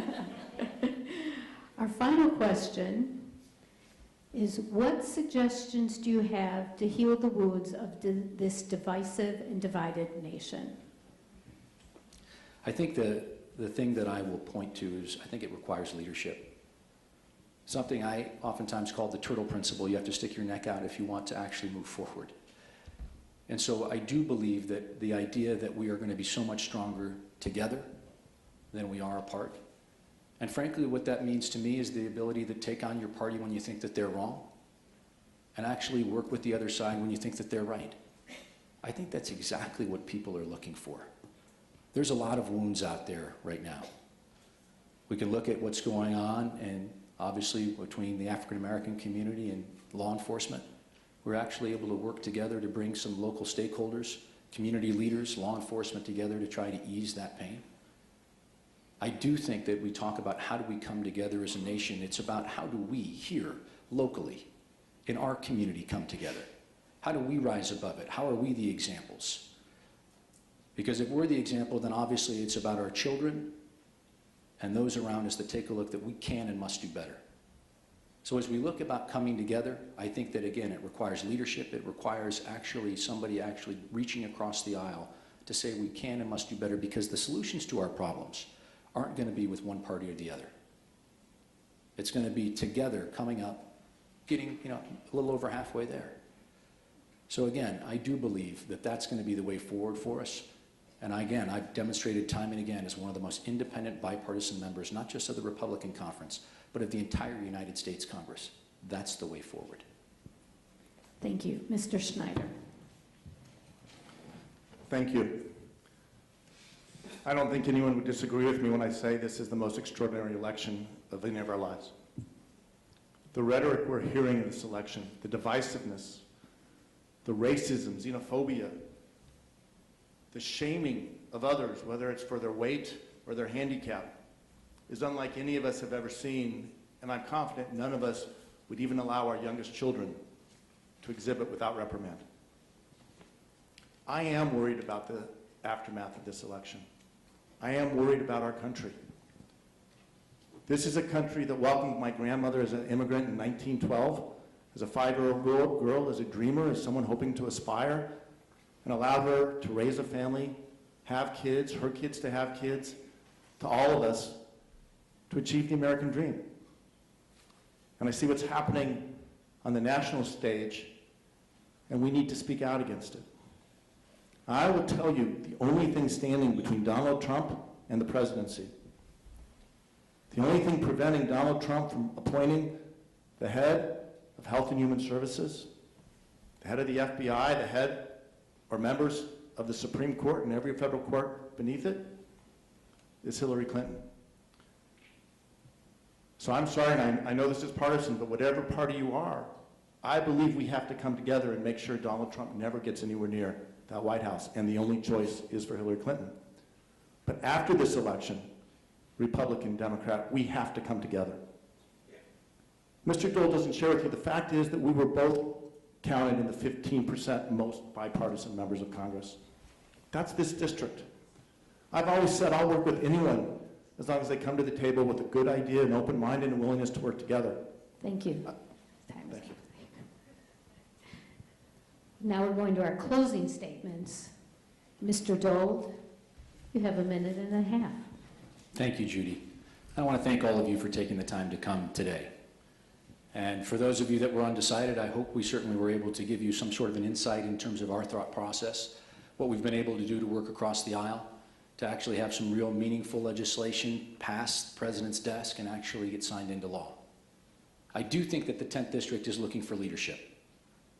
People that are willing to take on their own party when we think that they're wrong. And honestly, you know, as we look at the presidential election, I was the third Republican out back in 2015 to say not only would I not support Mr. Trump, I wouldn't vote for him. But ultimately, we need to do better.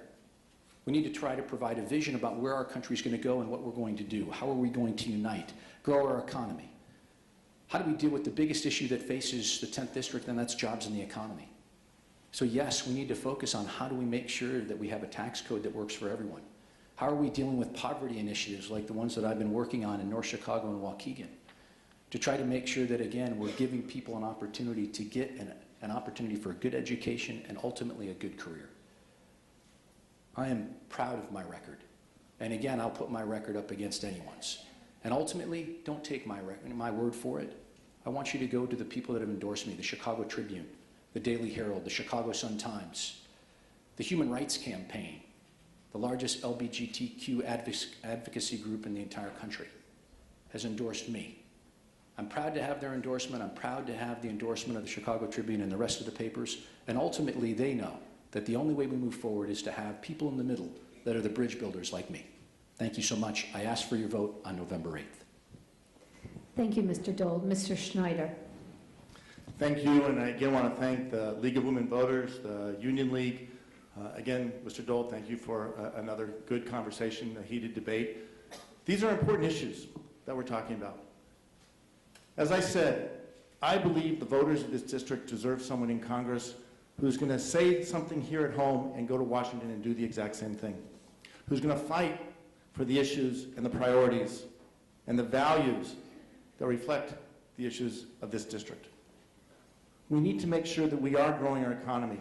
There's a real difference here, whether we grow from the middle out or stay with the 30 years failed experiment of trickle down, grow it from the top down. We need to make sure that all of our children have access to that education in every community, in every zip code.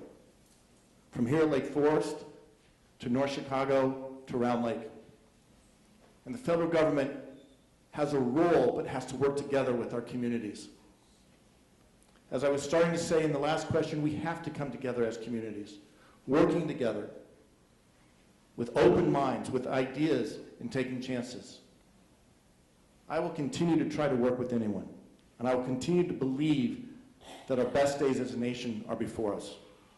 And that's why I'm asking for your vote on November 8th to go to continue to fight to protect Medicare, to protect Social Security and our seniors, to fight for our kids' future, to protect our environment, and to make a difference so that the American promise that each generation gives the next a future better than what our parents sacrificed for us is a promise our generation keeps. Thank you very much and have a great day. Thank you.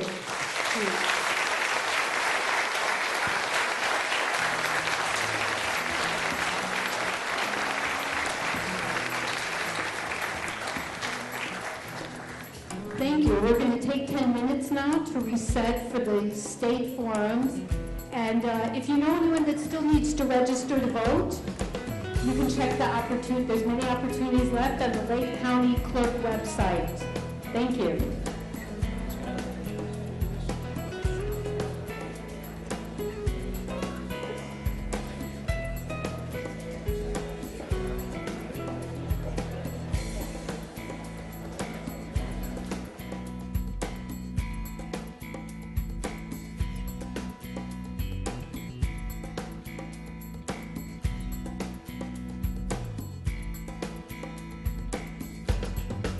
Thank you for joining us for this forum, this second forum of the day. And this forum will feature the candidates for both the state Senate and the state House. There are 2 candidates on the general election ballot for 29th State Senate. Incumbent Julie Morrison is the Democratic candidate, and Benjamin Salzberg is the Republican candidate. There are 2 candidates for the 58th District State Representative. Incumbent Scott Drury is the Democratic candidate, and Martin Blumenthal is the Republican candidate. Audience questions have been handed in and still will be accepted. If you have them, just raise your hand and an usher will come by to get a card and return and pick up your card. And again, as the questions, we ask that the questions address issues, not individuals, and questions directed to a single candidate would be disallowed. We're going to set up where we're going to have the same question for all the candidates, but we'll have the 2 Senate candidates answer side by side and the 2 House candidates answer side by side. There'll be a lot of back and forth, and it could make you a little whiplash, but I'll be saying everybody's name, also for the candidates that have a lot to think about. Before the start, we had a coin toss to determine the order of speaking for the candidates. For the Senate, Mr. Salzberg will make the first opening, first closing statement, and Ms. Morrison will make the first response to the first question and the final closing statement. And for both, all the candidates, the House and the Senate, will rotate on first answers for the questions. For the House, Mr. Blumenthal will make the first opening and then the first closing statement, and Mr. Drury will have the first response to the first question and the final closing. We have our timekeepers again, thank you, and they will be notifying the candidates when you have 30 seconds left and when you have 15 seconds left. And then, of course, to stop. And we'll let you finish your question. For all the opening, closing, and questions, the candidates will have 1.5 minutes to respond. And as we said before, today's forum is of a more contained style than what you see on TV. And we will ask the candidates to restrict themselves to answering questions presented by the moderator, stay with that question, and not have any exchanges between the candidates during the questions. And again, we ask that you refrain to maintain a nonpartisan environment, to refrain from loud comments or applause during the forum. All right. We'll now begin with the first opening statement. Mr. Salzberg, you have 1.5 minutes. I want to thank you, everyone, for coming, and the League for inviting me here today. My name is Benjamin Salzberg. A lot of people don't know me, but my background, education background, I'm an engineer. I have an MBA, I have a master's in teaching, I'm a licensed teacher, I'm a licensed insurance producer and real estate broker, managing broker. So what do I do for a living? I work for a company called PTD Partners, and that is a problem-solving company. I am an expert problem solver. I'm an engineer that re-engineers processes. So the thought is like this. I'm going to give you a very fast case scenario that I always start off with. Bear with me. The Washington Memorial is falling down, and the question is, why is it falling down? It's falling down because they're spraying chemicals on it. And why is the chemicals being used in the first place? Because the birds are going over the Washington Monument. Well, why are the birds there? Well, they're eating these little gnats that are on the monument. Well, why are the gnats there? Well, they're there because the light, they're attracted with the lights. And, well, they found out in this case study, in the problem-solving case study, that if they remove the lights and position it a little bit later at night, the gnats are no longer there, the birds are no longer making the monument, and the monument's no longer falling apart. The reason why I'm even saying this is we need, in the state of Illinois, people that are problem solvers, that can re-engineer our state. And I'm asking everybody right now for their vote on November 8th to vote on people that can re-engineer our state and look at our processes and get our state back into financial health. Thank you. Thank you, Mr. Salzberg. Ms. Morrison. Thank you to the League and to the Union League Club for sponsoring this event today. My name is Julie Morrison. I'm the state senator for the 29th District. I'm finishing my first term, and I am a resident of Deerfield. I'm currently serving on the Environment Committee, the Transportation Committee, Commerce and Economic Development, as well as Human Services, where I'm the vice chairman. The next 2 years are going to be critical for the state of Illinois. We have the challenges of budget, continuing to rebuild our economy, but at the same time prioritizing services for our most vulnerable residents. I've been a very effective legislator in my first term. Under Governor Quinn, I passed 25 bills that were signed into law. And under Governor Rauner, I passed 31 bills that he signed into law. Working across the aisle is the best and most effective way to serve this district. I learned that early on. I'm delighted and honored to be your senator and look forward to your questions. Thank you, Ms. Morrison. Mr. Blumenthal. Good afternoon, everyone. My name is Marty Blumenthal. I live in Highland Park. I've been in the 58th District since 1985. I'm a CPA and an attorney. The reason I'm running is to represent you as my neighbors, friends, and acquaintances. I don't think there's anyone here who hasn't noticed that your property taxes have gone up quite a lot and your houses haven't gotten any bigger. I'm sure that each and every one of you knows at least one person who has already left the state, and probably a business who has left the state as well. There are reasons for this. It's getting harder and harder to live in Illinois. The reasons are numerous, but it boils down to one thing, is that the state has been run too long by one man, Michael Madigan. If we don't break the supermajority that he has, we will never make any progress. And I'm asking you to send me to Springfield to start that process. Thank you. Thank you, Mr. Blumenthal. Mr. Drury. Thank you, and thank you to the League, and thank you to the Union League Club and League of Women Voters. My name is Scott Drury. I am your state representative. I've been representing the district since 2013. When I ran back in 2012, my goal was simple. I wanted to bring honesty and credibility to Illinois government. I wish I can say that I have completely succeeded in that in the 3.5 years that I've been in office, but it was quite a challenge.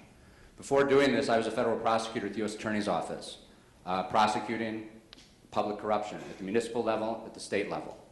I saw the problems with Illinois as close up as anybody has seen them. And I made the decision that another way, possibly a better way, to fix our broken state was to jump into it, to jump into the swamp that people call Springfield. I'm proud of my record. In the 3.5 years that I've been there, I know that I have brought trust back to the voters in the 58th District. I get countless emails about what a great job we've been doing with communicating with the district, with pushing issues, with voting against the Speaker of the House. There's been one person in Springfield who has broken the supermajority of the Democrats, and it is Democrat Scott Drury. And don't take my word for it. Take the word of the Daily Herald, take the word of the Chicago Tribune, because they've both endorsed me based on my record of independence, not just as an independent Democrat, but as the most independent person in the General Assembly. My name is Scott Drury, and I ask for your vote on November 8th. Thank you, Mr. Drury. Now we're going to begin with the questions, and we will begin with the Senate candidates, and the first response will come from Ms. Morrison. We are going to jump right into fiscal issues. How are you going to address the fiscal problems of the state budget, and does this include a state income tax increase? I mean, this is the biggest, single, most difficult problem that we have in the state. I'm going to answer the question directly. No, I don't think this necessarily signals an increase in state income tax. I think it does signal a couple things. First, a very thorough evaluation of some of the waste that's still going on. Do we need two state fairs in the state of Illinois? Secondly, last week I filed a bill that's going to be introduced in veto session that will require every department in the state of Illinois to thoroughly audit federal funds they did take in, they did not take in, and why they didn't take those opportunities. We have filed a waiver with Medicaid, which will bring in an estimated $2.7 billion. It's called the 1115 Medicaid waiver. That's just for mental health funding. What other dollars is the state of Illinois leaving on the table? Those are the two most important things that we need to look at before we ever begin to even consider asking our taxpayers for an additional dollar. I'm going to pause this just a moment. I have an announcement I have to make. If your car has license plate SSG, you need to go out and remove it immediately or the police will tow it. It's in a handicapped space with no placard. Sorry for the interruption. Thank you. Next, Mr. Salzberg. Thank you. That this is a very large problem that we have. Matter of fact, we're in that gray zone that this is the most critical point we are in the state of Illinois. And the last 2 decades, the last 4 years, we've been having this problem, and it's only getting worse. And so the question is, what do our current legislatures, what are they doing? And are they improving our current balanced budget? No. Why not? Because there are so many inefficiencies that are going right now, because they're not asking that one question. Remember I said about why, the 5 whys? They're asking maybe the first 2 whys, but the 5th why they're not asking. And that's because they don't understand what the root cause is. We need to bring back jobs. Before we can even look at anything, we have to bring back jobs to get money coming into the state. We have to look at why is our state of Illinois building, why is it over 50% unoccupied right now? That's all of our dollars, all of our tax dollars are going there. We need to improve and have an efficiency expert to look at what is going on here in the state of Illinois. And we really do need an engineer to re-engineer the state. Because right now, what's currently happening in the state legislation, it is not working. It is not working. So no, I will not increase any tax right now. We have to see what's going on first and foremost. Thank you, Mr. Salzberg. Now, Mr. Drury.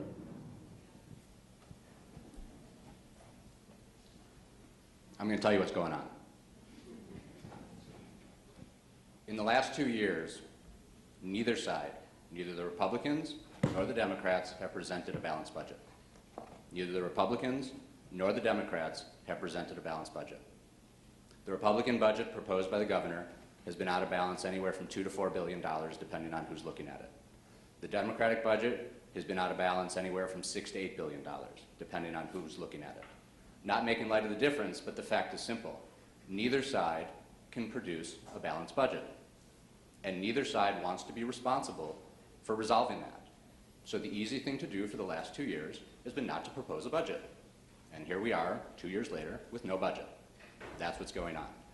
I saw this coming back in June of last year.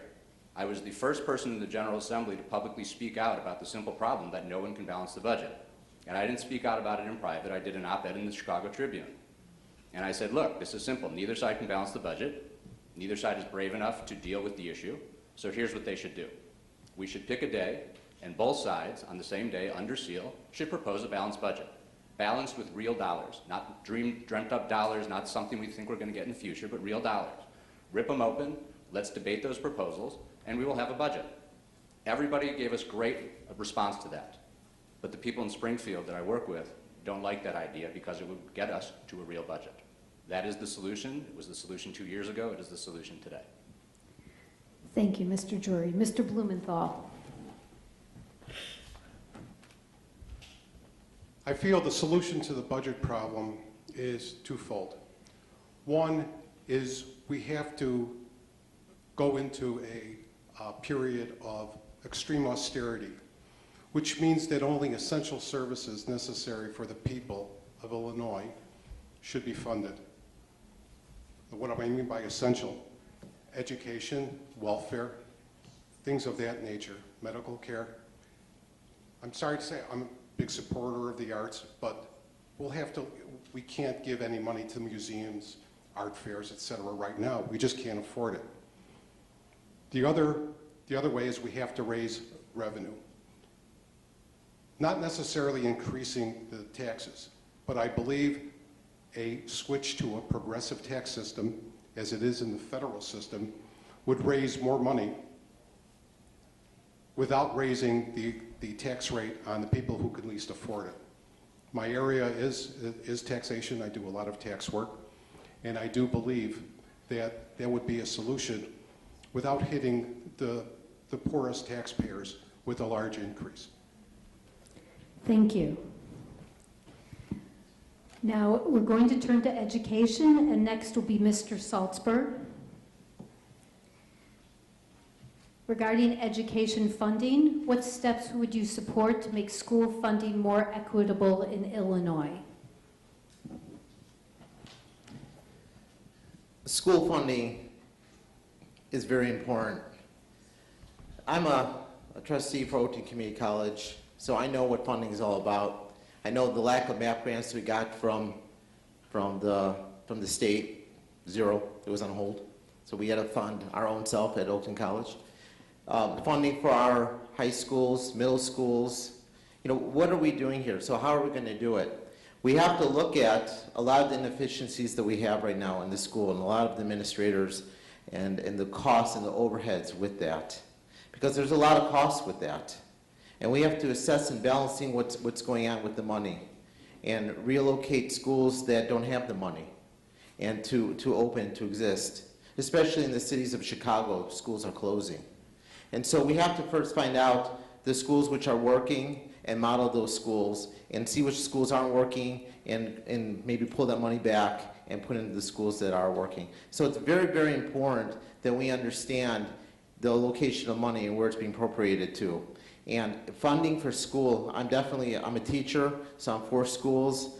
I understand the schools, I understand what it means to educate a child and how important that is. And so, but as far as funding goes, we definitely have to find out what's going on and look at the top administrators and seeing where all the money's going.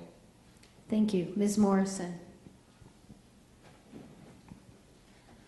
Well, the 29th District has some of the best schools in the state of Illinois, and that is in large part because we do rely upon our property tax. Is that unfair to areas not too far from us that don't have the same equalized value? Yes, it is. We had a bill that was introduced last year that would have taken state dollars away from every single school district in the 29th and reapportioned that money to other schools. I voted against that, and I am going to vote against every initiative like that that moves state dollars out of our schools. There's got to be other answers. There are commissions right now that are working on that. I think we're going to see a remix of that formula to see if we can't come up with something more equitable. That's K through 12. Higher ed, we absolutely cannot cut our state universities. What happened last year to them was a disaster.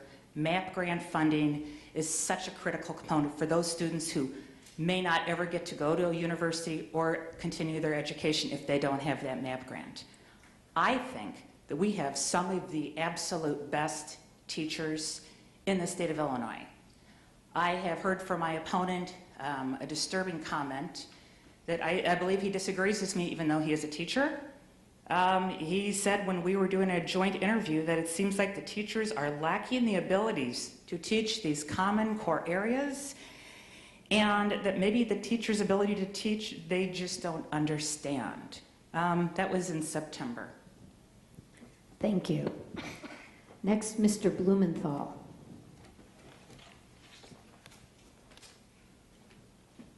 School funding is important for many reasons. The main reason is that we have an educated workforce. It's not fair that kids that are downstate don't have the same educational opportunities as kids up here in the North Shore. There has to be a way to reallocate the funds going to the educational institutions and the schools K through 12. Not everyone goes to college, but without an educated workforce, these kids are not going to be able to get good jobs. They won't qualify for good jobs, even in manufacturing, which requires some technical expertise. So we have to come up with a way. The other thing is we have to stop bailing out the Chicago public school system. We know it's corrupt, we know it's inefficient, and we know it's run by politicians who are not interested in the kids' education. It's their problem. They're going to have to solve it without asking everyone else in the state to come to their aid. Thank you. Mr. Drury.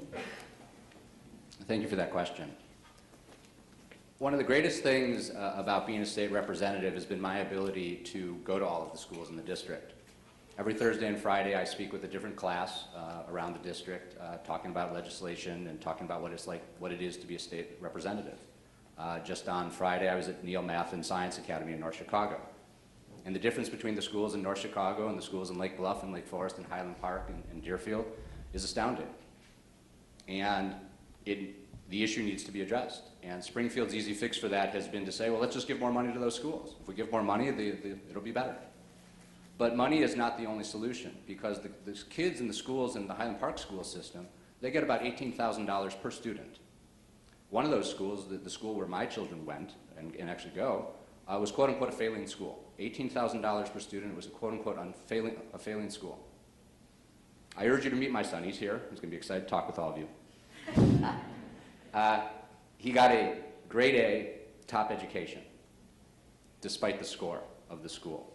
And I say that because just because we say a school is failing with these weird scores that the federal government has come out does not mean that. We need to fix the entire system. We need a system of accountability, a system that talks about what it means to be failing, what it means to be successful. And to do that, we need to grow the pot. We can't just take dollars from one school and give it to another school and say it's fixed. That's political thinking. We need to think outside the box. We got to look at what works, what doesn't work, get the money to the right places, and make education great in the state of Illinois. Thank you. The next question will go to Ms. Morrison. This is about guns. Do you support any particular measures to reduce gun violence?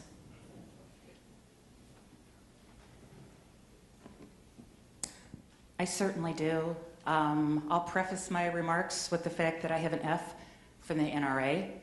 I'm very proud of that grade, and every candidate up here who submitted a questionnaire got a grade. I think it's important for you all to know what the grade is for each person who's up here. I have an F. I am the current sponsor of a bill that would give communities the ability, once again, to ban assault weapons. When the concealed carry bill came into effect, local communities lost that. It's been challenged, it's gone to the Supreme Court. It's time for local control again. It's time for you to make those decisions in your community if that's something that you would like to have. I'm also supporting gun dealer licensing. More work on what happens to a FOID card when it's revoked. Talk to your local policeman about what that really means. How do you get that card back? There are some very specific things that we can do in our communities to make us safer.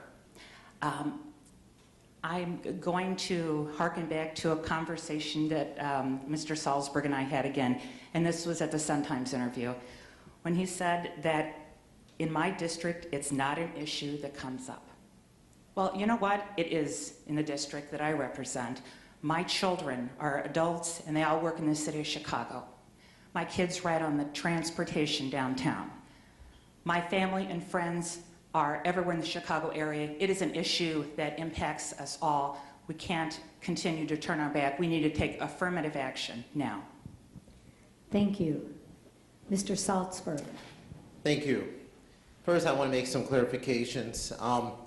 On the Common Core, as I was saying about the Save Chicago, since I was a student teacher there, a lot of the teachers did not understand the Common Core. We have the best school system in the 29th district, the best, one of the national top school Mr. systems. Salzberg, As far as I ask you to stay on as topic. far as gun control goes, my stance is this. Since Julie Morrison has been in office, we have seen gun violence double and triple. We have seen deaths double and triple. Why is that? How are we going to pay for more legislation? Where's the money going to come from? This is the problem that we're having. Is it really a surprise that we have the highest fatality rate in the nation in Chicago? Our state is bankrupt. We have over $200 billion in debt. How do we get gun control back in order and the gun violence? Have schools. Open up the schools. We have schools closing all around us. What else do we do? Bring back jobs. What else? Lower our taxes so people can have a roof over their head. That's what we need to lower our gun violence. And as far as being concerned about our backyard, absolutely. We're seeing crime now come to Buffalo Grove, Northbrook. It is creeping up on us. But do we see the mass shootings and killings like Chicago has? No, not yet. But you know what? It's coming. It's coming because of the laws that are being put into place, the laws that we cannot afford right now. But we can do something about it, bring back the jobs. Thank you. Next, Mr. Drury. Thank you. You know, Mr. Salzberg, I'm not running against you, but your comments are dangerous and offensive. The Chicago Daily Herald recently recognized me as a leader on the issue of guns and gun violence. I worked on the issue as a federal prosecutor, and I've been at the forefront of the issue as a state representative. This issue of assault weapons in our community, as soon as the law went into place that gave communities 10 days to implement assault weapons bans, I convened a roundtable in my office. Senator Morrison was there. Had all of the mayors of the entire community there and said, you have 10 days to take action, and if you don't, you will lose the ability to do that forever. Highwood did it, North Chicago did it, Highland Park did it, and Deerfield took advantage of that. We now have the most assault weapons regulations or bans in the entire state of Illinois based on my leadership. And I wasn't scared of the NRA, and I'm not scared of the NRA. When it comes to the current gun violence problem, the issue isn't an issue of sentencing, which is you're going to read about in the newspapers, you may have read about it. It's an issue of financing. I'm on the Governor's Commission for Sentencing Reform and Criminal Justice Reform. What we want to do is reduce the prison population, take the nonviolent offenders out of prison. It costs us billions of dollars to incarcerate people who do not need to be incarcerated. Use that money to put back into the communities. Have community programs, have educational programs. People without hope, without opportunity, they may turn to a life of crime. These are the thoughtful solutions that we need to be putting forward, not this rhetoric and vitriol. That's just not helpful. Mr. Blumenthal.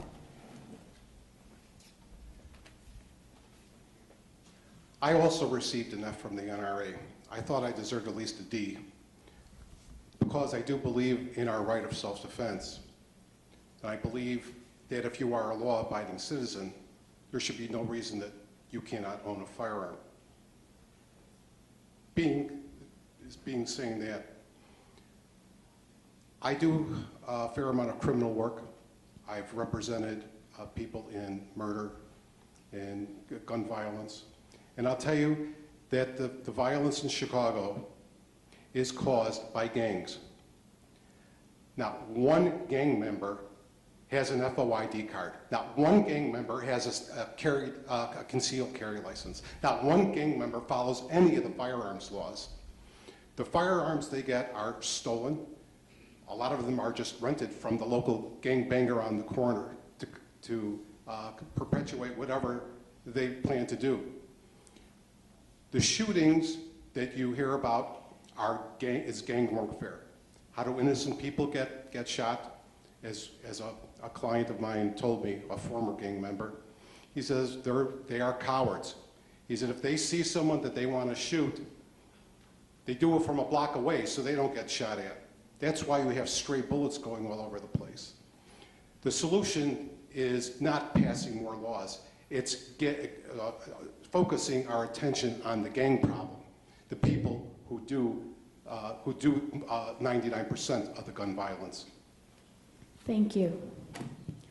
The next question, which will go first to Mr. Salzberg, is on women's right to choose. Do you support a woman's right to choose and reproductive freedom? That's easy for me because I'm definitely pro-choice. I believe that it's the woman's right to choose what she wants to do with her body. I don't believe that it is the right for government to come in and to choose whether they should do. I definitely am very supportive to children. I love children. That's why I got into to be an education teacher, because I love helping the children out and to develop the young minds, and that's part of our future. You know, to look at the children's faces and to teach them, because that's, to me, when I'm not here anymore, that brings the future along with all of us. And so as far as the woman, yeah, I definitely believe in the right for women, pro-choice. Thank you. Thank you. Ms. Morrison. I'm the only candidate in this, between the two of us, that is in fact endorsed by Planned Parenthood and Personal PAC. That's because I came out long and proud and will speak at any point to anybody about my views on choice. It is a woman's right to choose. The constituents and the voters in our district should have heard from the very beginning, if that's Mr. Salzberg's viewpoint, that he has that viewpoint. It's incredibly important. And we heard during the congressional debate, Planned Parenthood isn't just an abortion factory. Planned Parenthood is a lot of times the only place that low-income women seek care and receive it. It does mammograms, it does pap smears, it does so many basic health care services for people. I will always stand behind a woman's right to choose and to make those decisions for herself with help of her doctor. Thank you. Mr. Blumenthal. I'm sure in theory Planned Parenthood does attend to the medical needs of women. However, the last scandal showed me that there's something, it's rotten from the top down. There's got to be an alternative to that, something other than Planned Parenthood. Selling body parts is not my idea of something that's very moral and ethical. There has to be an alternative. I am 100% in favor of women's health care, and that there should be specialists out there to attend to that, whether it's mammography or fertility consultation and the like. Be that as it may, when it comes to abortion, it is the law of the land already. I think what most of us have heard of Roe v. Wade. The Supreme Court says it's legal. I'm not going to do anything to change that. It doesn't mean that I think that abortion is okay, but what's moral and what's legal are two different things, and I'm not going to interfere with the law. If a woman feels that abortion is her choice, it's the law of the land. Thank you. Mr. Drury. I am 100% pro-choice. I'm endorsed by Personal PAC, and I'm endorsed by Planned Parenthood Illinois Action. I'm not quite sure where my opponent stands on the issue. I'll yield some of my time to find out. Roe v. Wade is the law of the land, but the trick is, and I've learned this since I've been in the General Assembly, is that all the action is happening at the state level. No one's trying to reverse Roe v. Wade anymore. But what they're trying to do is chip away at it, state by state, putting regulations on clinics so that a clinic cannot possibly meet the regulations to stay open, so a woman can't have a right to choose. Requiring a woman to have a 72-hour waiting period between visits. She comes in, now you have to think about it for 72 hours. We don't make people wait that long to get a gun, but a woman who wants to make that choice, we make them wait. Have invasive procedures.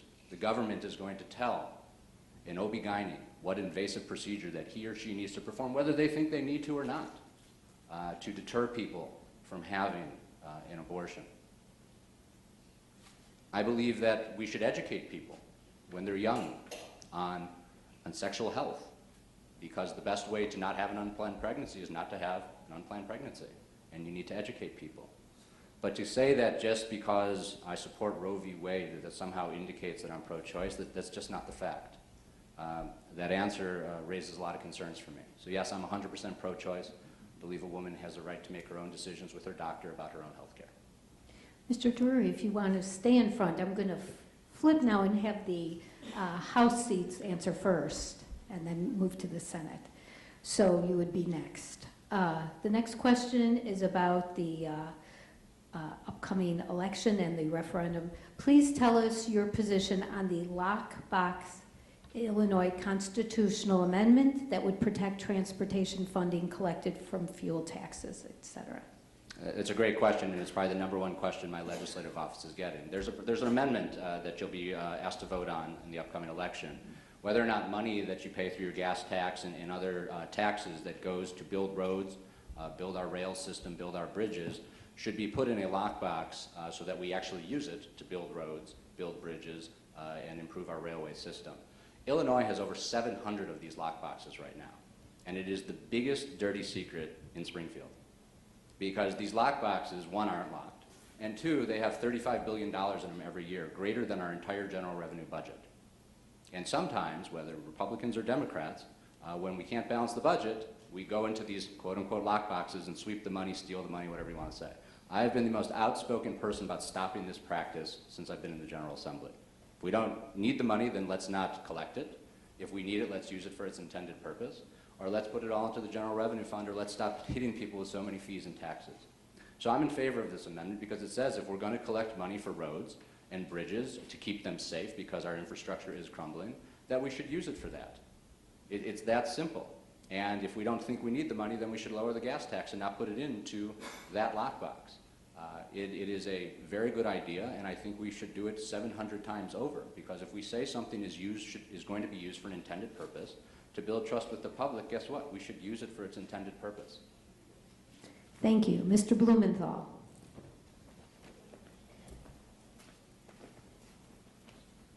Okay, I agree fully that the lockbox amendment should be passed. If your legislators are telling you we're taxing your gasoline so we could build better roads and bridges, and yet all you see are potholes and crumbling structures, there's something wrong there. So it's a scam if you don't have that. Oh, we're going to set up a lottery system to fund education. Well, where's that money going? So if a tax is levied for roads, it should go to roads. If it's taxed for any other kind of infrastructure or any other purpose, it should go for that. Otherwise, it's a scam. So I fully support that amendment. Thank you. Ms. Morrison. I fully support this amendment as well. This is going to require the General Assembly to have the discipline that sometimes we seem to lack when it comes to budgeting. I agree with Representative Drury that there are several other 100 small little lock boxes that also need to be looked at. It makes the whole budgeting process opaque at best. It's a very difficult process to sit through. I sat on the Senate Transportation Committee because I know how critical it is for our district, for the roads and the rails.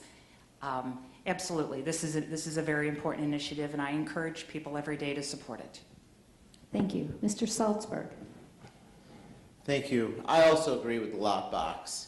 And Marty Blumenthal says it right in the head. You know, we have all these different tollway, lottery. Lottery was supposed to solve all of our education problems, everything. Tollway, we're going to get rid of the tolls once our tollway was built. Promise you, we're going to get rid of them all. Now we have the lockbox. I agree with it. In theory, it's great. Great. Intended use. Everything is intended use. But again, what is happening with the process? The process is not working. Something is wrong. We don't, looking at what, we have a lot of expenses in Illinois. The lockbox is definitely a good thing if it is done right. The tollway was a good thing to put tolls in it, and it was promised to us if it was done right. Lottery was a great thing, right? Take care of all of our schools if it was done right. But obviously it wasn't done right because we wouldn't have these problems. So we have to think about, again, what is the root cause? Ask why 5 times and you get to the root cause. What are we having? What are we doing? So when we get out of this room, we have to ask ourselves, what is really happening with the state of Illinois? Thank you. Thank you. Next question will go first to Mr. Blumenthal. Transporting dangerous chemicals by freight trains.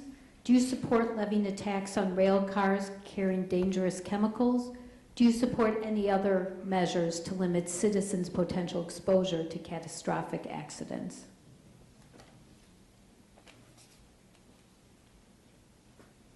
No one wants a junkyard in their own backyard. So it's a sensitive question. For those who live in the communities where these freight trains pass through, the danger is real. We've seen that trains do derail. We've seen a number of those accidents over the past few years.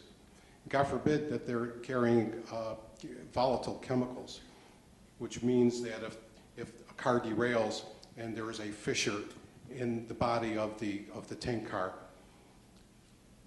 that liquid in there will turn to gas and spread very quickly. That can cause untold harm. On the other hand, we do have to safely dispose of those chemicals. I'm not an expert in rail transportation, but experts have to be considered, engineers have to be consulted with, and scientists as well as medical personnel have to be consulted as to the safest method of transporting the waste, whether it's radioactive or chemical waste, through our communities. If it requires more money, which I'm sure it will, then yes, a tax should be placed on those freight trains that are transporting those chemicals to cover the cost.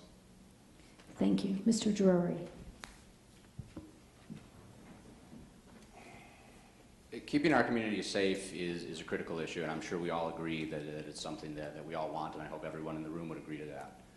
The question is the quick Springfield fix of just levying a tax or levying an assessment or levying a fee the answer?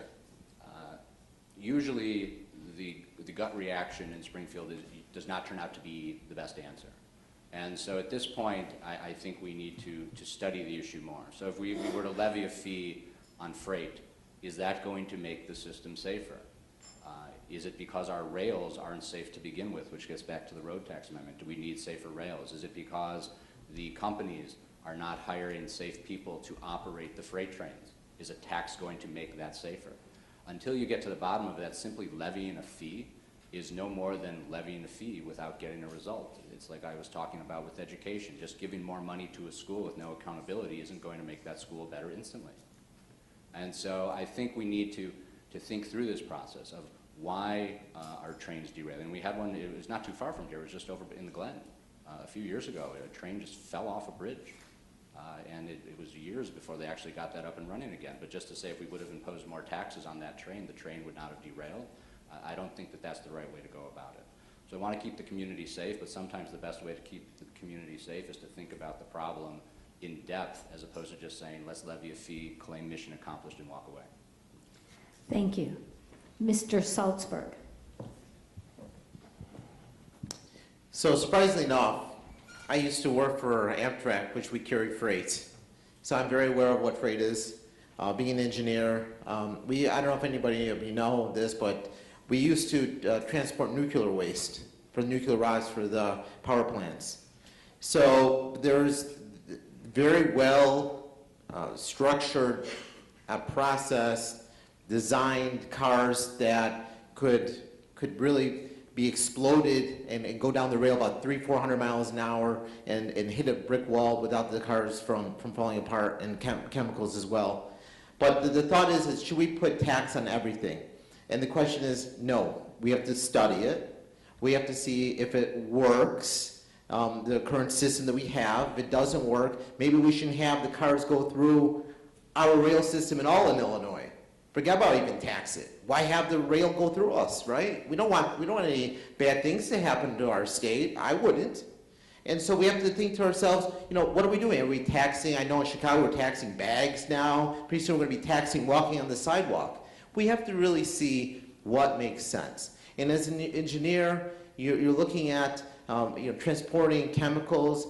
Well, it may be all right because a lot of the cars are built to take the load, to take the destruction that you can possibly conceive, that even if a hard rock falls on it, which weighs about 100 million pounds, it won't do anything. So you have to look at really the system and the structure before we can tax the entities itself. Thank you. Ms. Morrison. I really appreciate the question, but I think it's really more of a federal issue. Most of the trains that come from Illinois don't originate, or a lot of their freight comes from Canada or other parts of the country. This is really something the federal government has already started to address. They have a program, I think it's called PCT, but basically it's GPS. And it was supposed to be in effect in 2015. In Illinois, because of the tremendous cost, the millions and millions of dollars, I met with some people from the rail industry a couple weeks ago, and they told me they are not yet compliant because of the cost. Now, perhaps there is a way for a tax to be imposed for those particular kinds of things, but I don't think this is a state issue. I think this is a federal issue. Thank you. Next will be Mr. Drury. And this was written without talking about Obamacare. How can the state help address individual health insurance policies here on the North Shore?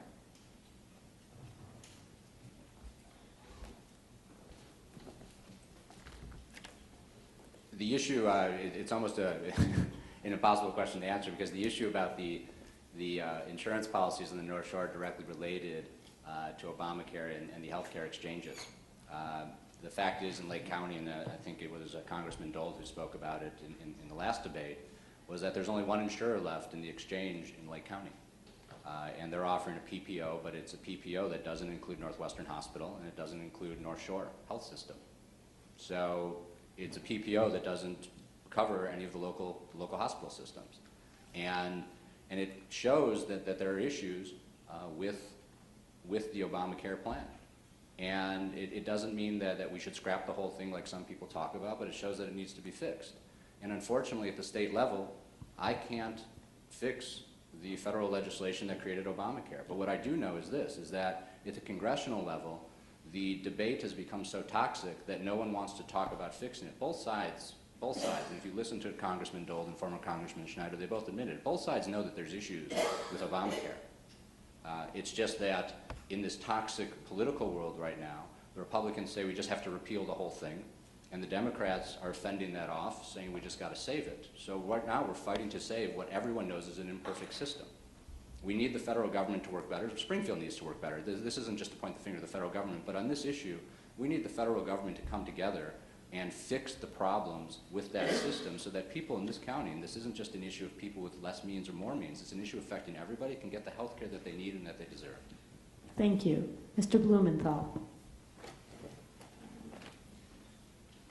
I agree with Representative Drury that it's basically a federal problem. The most we can do in Illinois is to push for legislation that does not restrict the sale of health insurance policies over state borders as it is now. One small thing that we can do is at least increase the competition with more insurance companies rather than with, which is going to be just one, Blue Cross, starting next year. Without any competition, there's nothing there's nothing to hold premium care down. Thank you. Ms. Morrison. The Land of Lincoln insurance program that started and unfortunately has already failed was sort of a brave new experiment. When it became inoperable due to the financing on it, we had a lot of calls in our office. People who are really stuck between a rock and a hard place, who are having to then move into another company and start all over on their deductibles. There's no doubt that this whole program needs some tweaks, but we also have children up to the age of 26 who are now able to stay on with their parents on their health insurance plans. We have 20 million people that didn't have health insurance before that now have it. It is a program that merits our help and retooling, but not its dissolution. Thank you. Mr. Salzberg. I agree too that this is more of a national situation. However, because I am a producer for insurance, and I've seen a lot of people come up to me and said, you know, what I have right now is really catastrophic insurance. I mean, if I become ill, I owe $5,000 or $10,000, which will be my whole life, really, because I can't be able to afford that. Because either they don't have a job, or they're getting little money in because they're working part-time. And a lot of people, even myself, I pay over $1,000 a month for insurance, myself. And the other people that work for the company, those companies are helping out with the employees to contribute, right? But those employers can't do it anymore. And they don't know what to do.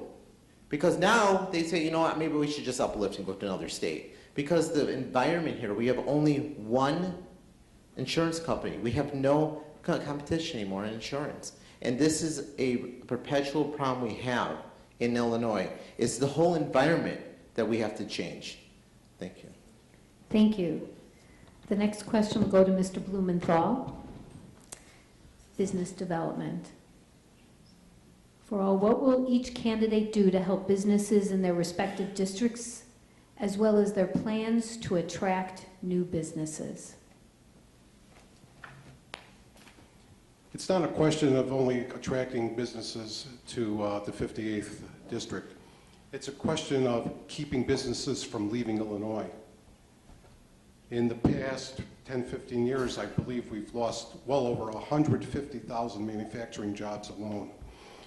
These companies are going either to Wisconsin, Indiana, Iowa. I met a gentleman a few weeks ago in Highwood who had just moved his manufacturing company, they manufactured airplane parts, to Arizona. So people are leaving. Why are they leaving? There's several reasons for that. The high cost of workers' comp insurance, the regulations that each manufacturing company is subject to, the tax rates, et cetera. So to bring jobs back not only to our district but to the state, we have to address those problems and address them soon. Because when these companies leave, they take their jobs with them. So to keep these jobs here and to attract more, we have to do what the other states are doing. I believe Illinois is probably the best advertising for moving your business to Wisconsin or Indiana or Iowa.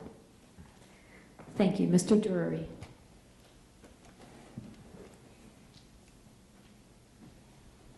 I want to highlight that in this race that I am supported by the Illinois Chamber of Commerce and the Illinois Manufacturers Association. And I say that because they don't support too many Democrats. Because Democrats are largely seen as the group of people that are driving business out of the state of Illinois. But I have earned their support, and it's not because I agree with them on every issue. It's because I've listened to them. I listened with the business leaders in this community. I listened to business leaders around the state about what are the problems that are really affecting the state of Illinois. And the number one thing that I hear when I ask that question, it doesn't matter if you're a small business owner, if you're CEO of a large corporation, if you're CEO of a publicly traded corporation, it starts with this when I ask the question. It starts with a chuckle. And it then quickly turns into, we don't believe anything that you say, not you personally, Scott, but just you generally as the General Assembly. And we don't see that Illinois has any plan moving forward to fix the fiscal issues in the state. And it is the lack of certainty, it is the lack of a will to do the right thing, to make the tough decisions that drives us out of the state or makes us not want to open our next business in the state. If you could just tell us a plan, how are you going to fix this?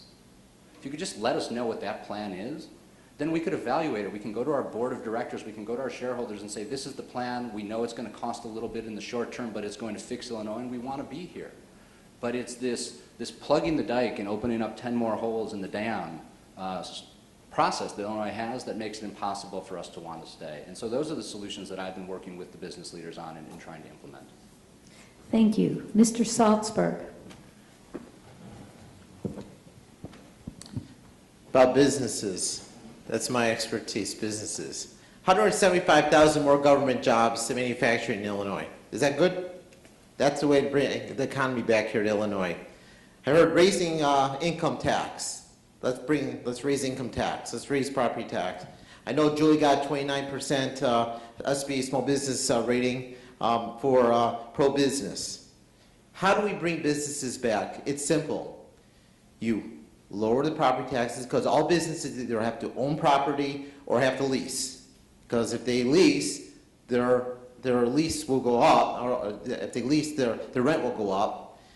If they come here and manufacture something, they have to pay an exorbitant amount of money in sales tax. Look at the states. Look at Indiana. Look at Wisconsin. I'm not saying anything new here. I mean, we see it. We read it. You can read it every day, what's happening to the state of Illinois. Where are all the businesses going? Friday, I went to a business to try to help the businesses out. And there are a very large label manufacturing company. They told me on Friday, we're moving to Indiana. We're going to grab all the 300 people and move, because we no longer can take the sales tax, the property tax, and the environment in Illinois. How can we bring back the businesses? By looking at, be more pro-business. That's how we're going to create the income. More business, more workers, more families have a roof over their head. Thank you. Ms. Morrison.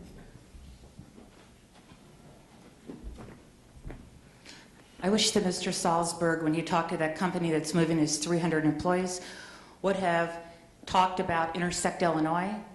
As a Democratic senator, I work routinely with Intersect Illinois, which is Governor Rauner's new not-for-profit organization that goes out and markets business people, talking to business people, helping them to connect to the products and the initiatives that they need.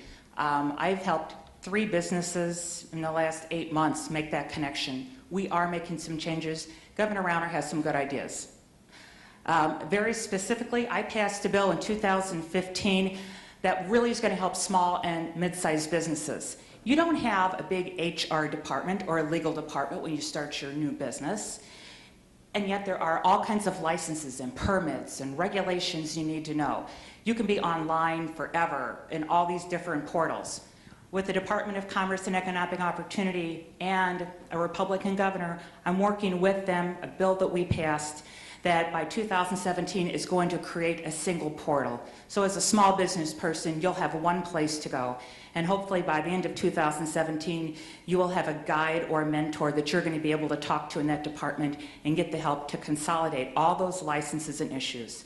And finally, locally, Rosalind Franklin University is going to be developing a research park so that our pharmaceutical companies will no longer be sending their scientists and their researchers out to the East Coast. We're going to do it here, we're going to do it in our district, and I'm working closely with them to get that developed. Thank you.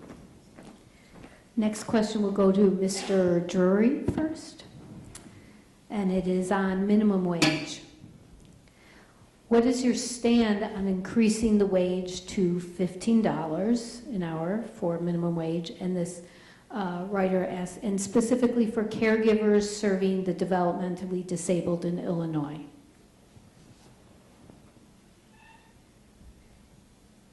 So we voted on the issue of the minimum wage for caregivers in the state of Illinois, and I favored that. I've had relatives that have needed caregivers. I think a lot of people, as the population ages, will have a family member who needs a caregiver, whether it's a disabled child or an elderly family member. And we know the tasks that these caregivers have to do. They're not the greatest tasks that people need to do to take care of our loved ones. And we want to make sure that there is continuity of care for our children, for our parents, for our grandparents. And if you're paying somebody $7 an hour, $8 an hour, what we've been seeing is they leave. And then you have a new stranger in the home. And that's not good. And so I think with this issue, we just have to look at the realities. If we care about the people we love and we want them to get the best care, you have to pay the caregiver a living wage. And what I mean by that is a wage that when they work 40-hour work weeks, and this is hard work, this is lifting people up into showers, lifting them into the bathtubs, just doing everything, almost doing the jobs that as parents we did with our kids as babies that we didn't get paid for, but they're our children. You have to pay them a wage that when they're working these 40-hour work weeks, that at the end of the day, they're not applying for food stamps. And that's simply not happening right now. So I do support that issue for our caregivers because it's just a compassionate issue, and I think it's one that needs to be addressed and is the right thing to do. Thank you. Mr. Blumenthal.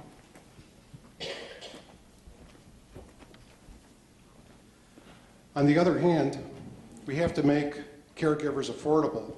Not everyone can afford to pay more than they're paying now. It's great if if money isn't a problem, you could pay a caregiver $15, $20, $25 an hour. What if you just can't afford it? So we have to think of the other side of the coin too. I know from personal experience from family members that have had caregivers, and they do work hard, there's no doubt about it. But they could not have afforded to pay more than they were paying. So the choice is to do without a caregiver and rely on family members, which isn't always possible, or to pay someone what you can afford, who's willing to work for what you can afford to pay them. So there's two sides to this coin that have to be weighed very carefully. And it's the same with any kind of minimum wage. I mean, how much do you want to spend at McDonald's for a hamburger? Sure, you could pay a burger flipper $40, $50 an hour. Now, how many people do you think could afford a hamburger that carries that kind of overhead? So is there a balance somewhere? Yes, I hope there is. But it's not an easy issue to solve. Thank you. Ms. Morrison.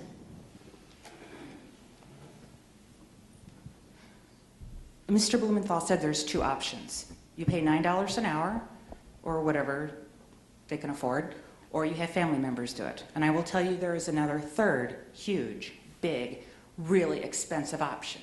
And that's institutionalizing that person. That's taking that person, whether it's grandma or an autistic son that you can no longer care for because you yourself are a little older, it's moving them out of their home and putting them in an institution and letting the state and the federal government pay for that. And not only is that not humane, that's not what we are supposed to do as a state. We're supposed to look out for those most vulnerable residents, and $15 an hour, is it a jump? Yes, it is. These people are changing diapers. These people are doing some of the hardest work with some of the most difficult people. It's absolutely appropriate. We are going to go back in veto session, and I, for one, am going to vote to override the governor's veto on that bill. Thank you. Mr. Salzberg. Caregiver is very, very important, especially when the baby boomers are growing up, getting older. We all get older, and we do need care, especially with our health insurance, which is a complete mess. So what do? We have to look at other states. We have to look at our nation. What is our nation doing? We have to be competitive, because if we're not competitive, what's going to happen is these companies or these businesses that have the caregivers, because remember, caregivers usually, they work for somebody. And so this company probably will not even be here in Illinois because they don't like the climate in Illinois. So what do?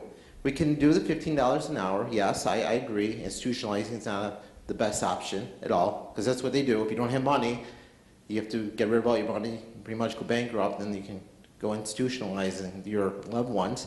Or you can be competitive. But to be competitive, we have to look at what the other states are doing. And we have to, though, have the climate to have the business environment so we have those caregivers. Otherwise, we will not have those caregivers here because we won't have those businesses. Thank you. Thank you. We're now going to get to the last question, and then we'll do the closing statements afterwards. And the final question will go first to Mr. Blumenthal. It's related to the problem of heroin and opioids in Lake County. What should be done to combat the use?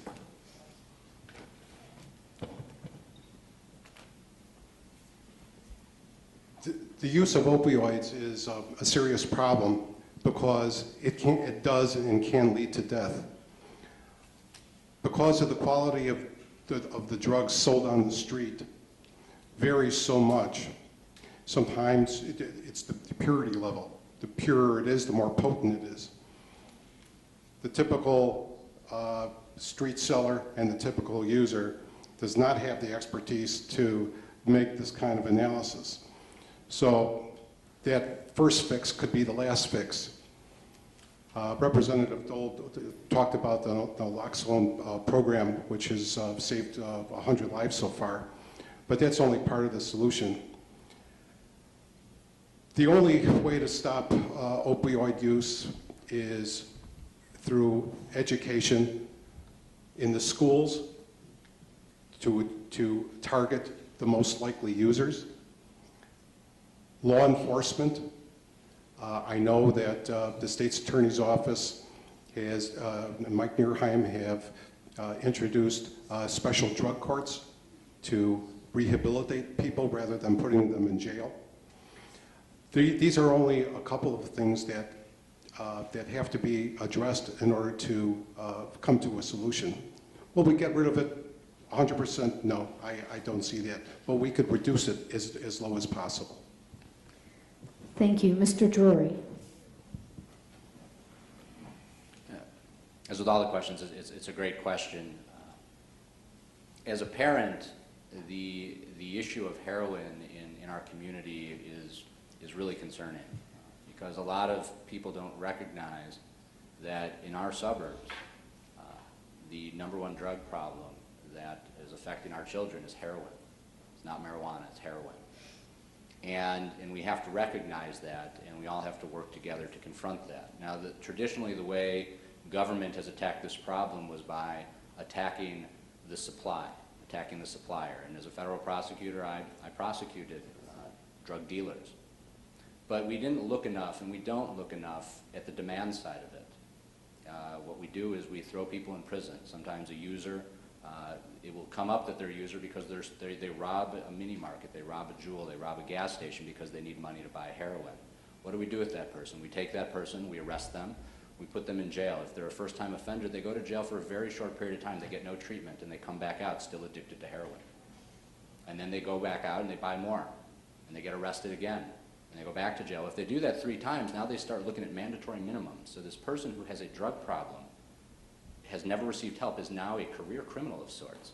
And that is absolutely backwards. So I introduced and passed legislation that called for, it was called the Behavioral Health Commission, to deal with the issue of moving people out of the prisons and into treatment. Take that money that we're using to put people in jail for no apparent reason at all, and put that into treatment centers so that we can fix the issue of the demand and deal with this heroin epidemic that has not only taken over the country, but taken over our community. Thank you. Mr. Salzberg.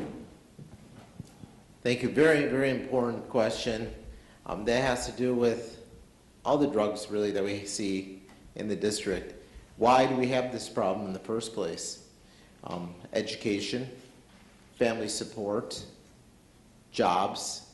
Because why do people usually gravitate to drugs in the first place? We have to think to ourselves, because either there's a situation going on with that person's life. They don't feel that there's a future. They're suppressed by depression. They don't have that help. They don't have the help because they don't have maybe a mother or a father to support them. They don't have the help because maybe they didn't have the education that they were hopefully going to get. They were told that they were going to get a college education, they couldn't get one. Or they went to friends that, because they didn't have a mother and a father, and they went to gangs instead. And that was their family, those were their friends. And then they got the opium and the drug problems. But what can we do? We can educate, we can support those people, we can bring back the jobs to these people, we can bring back work environment, we can bring back the one thing that these people need. The one thing is hope. Hope that there's a future. Hope that they can make something out of themselves, and hope that they can create a life in Illinois. Thank you. Ms. Morrison. Heroin addicts don't start out using heroin. From visiting with the task force in Lake County, law enforcement, and the state's attorney's office, they've told me that it usually starts with painkillers. Painkillers that they found, in the medicine cabinet at home, or they took at a party, that type of thing. And then when that becomes more difficult to get or more expensive, heroin is something that's easy to get, it's really inexpensive. And once you're on heroin, you're really hooked. So one of the things I think we can do is to try to intervene before we get to the heroin, make sure that we have enough substance abuse support, whether it's NICASA, which does an amazing job in Lake County, or through our public health departments. We need to have more slots, more opportunities for that type of help. And I'm hoping with this increased mental health emphasis that will be a big component of getting to the heroin epidemic before we end up with an OD. Thank you. Now we're going to go to the closing statements, and the order will be Mr. Salzberg, Ms. Morrison, Mr. Blumenthal, Mr. Drury. First up, Mr. Salzberg. Thank you. I want to thank everybody here listening to me tonight and my plight. The reason why I started to run for a state senate, because myself, I had a hard time looking at companies leave the state of Illinois. I was promised when I graduated college that I'll have a bright future, I'll have great jobs. And the first job that I had ever, the first job, they told me that they're leaving to Mexico because the new, quote unquote, world trade was set by the president at the time. So what do we do here? We can only talk about it, right? No, we can do something about it. That's why I'm here right now. I am actively talking to re-engineer the state. And how do we do it? By asking those questions, why? How do we re-engineer the state? Because I know the tools, how to do it.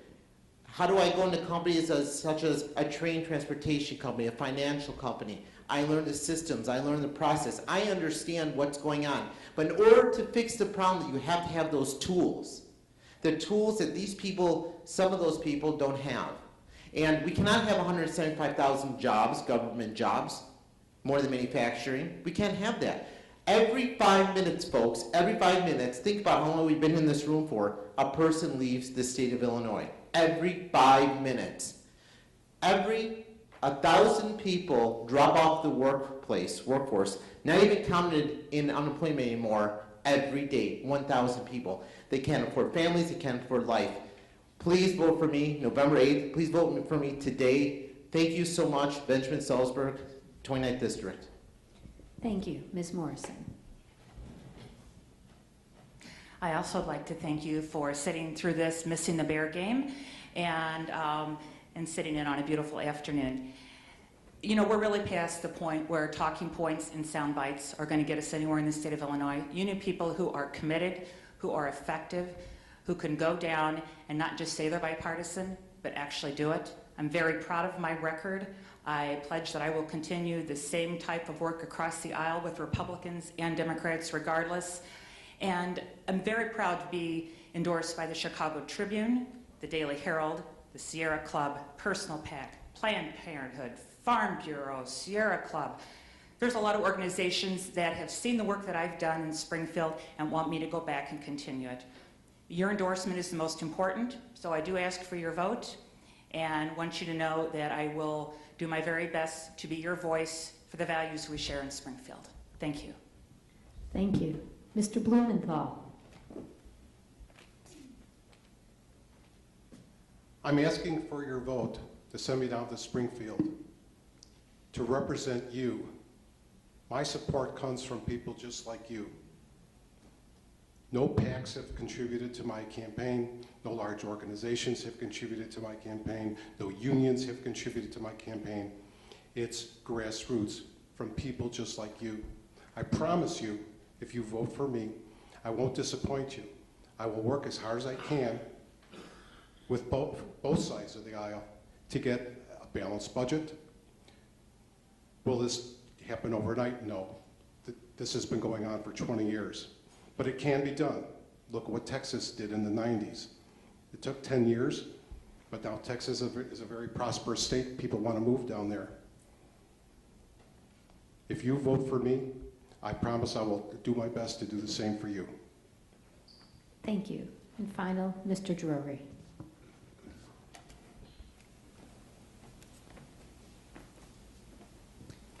I'm proud of my record over the last 3.5 years in Springfield.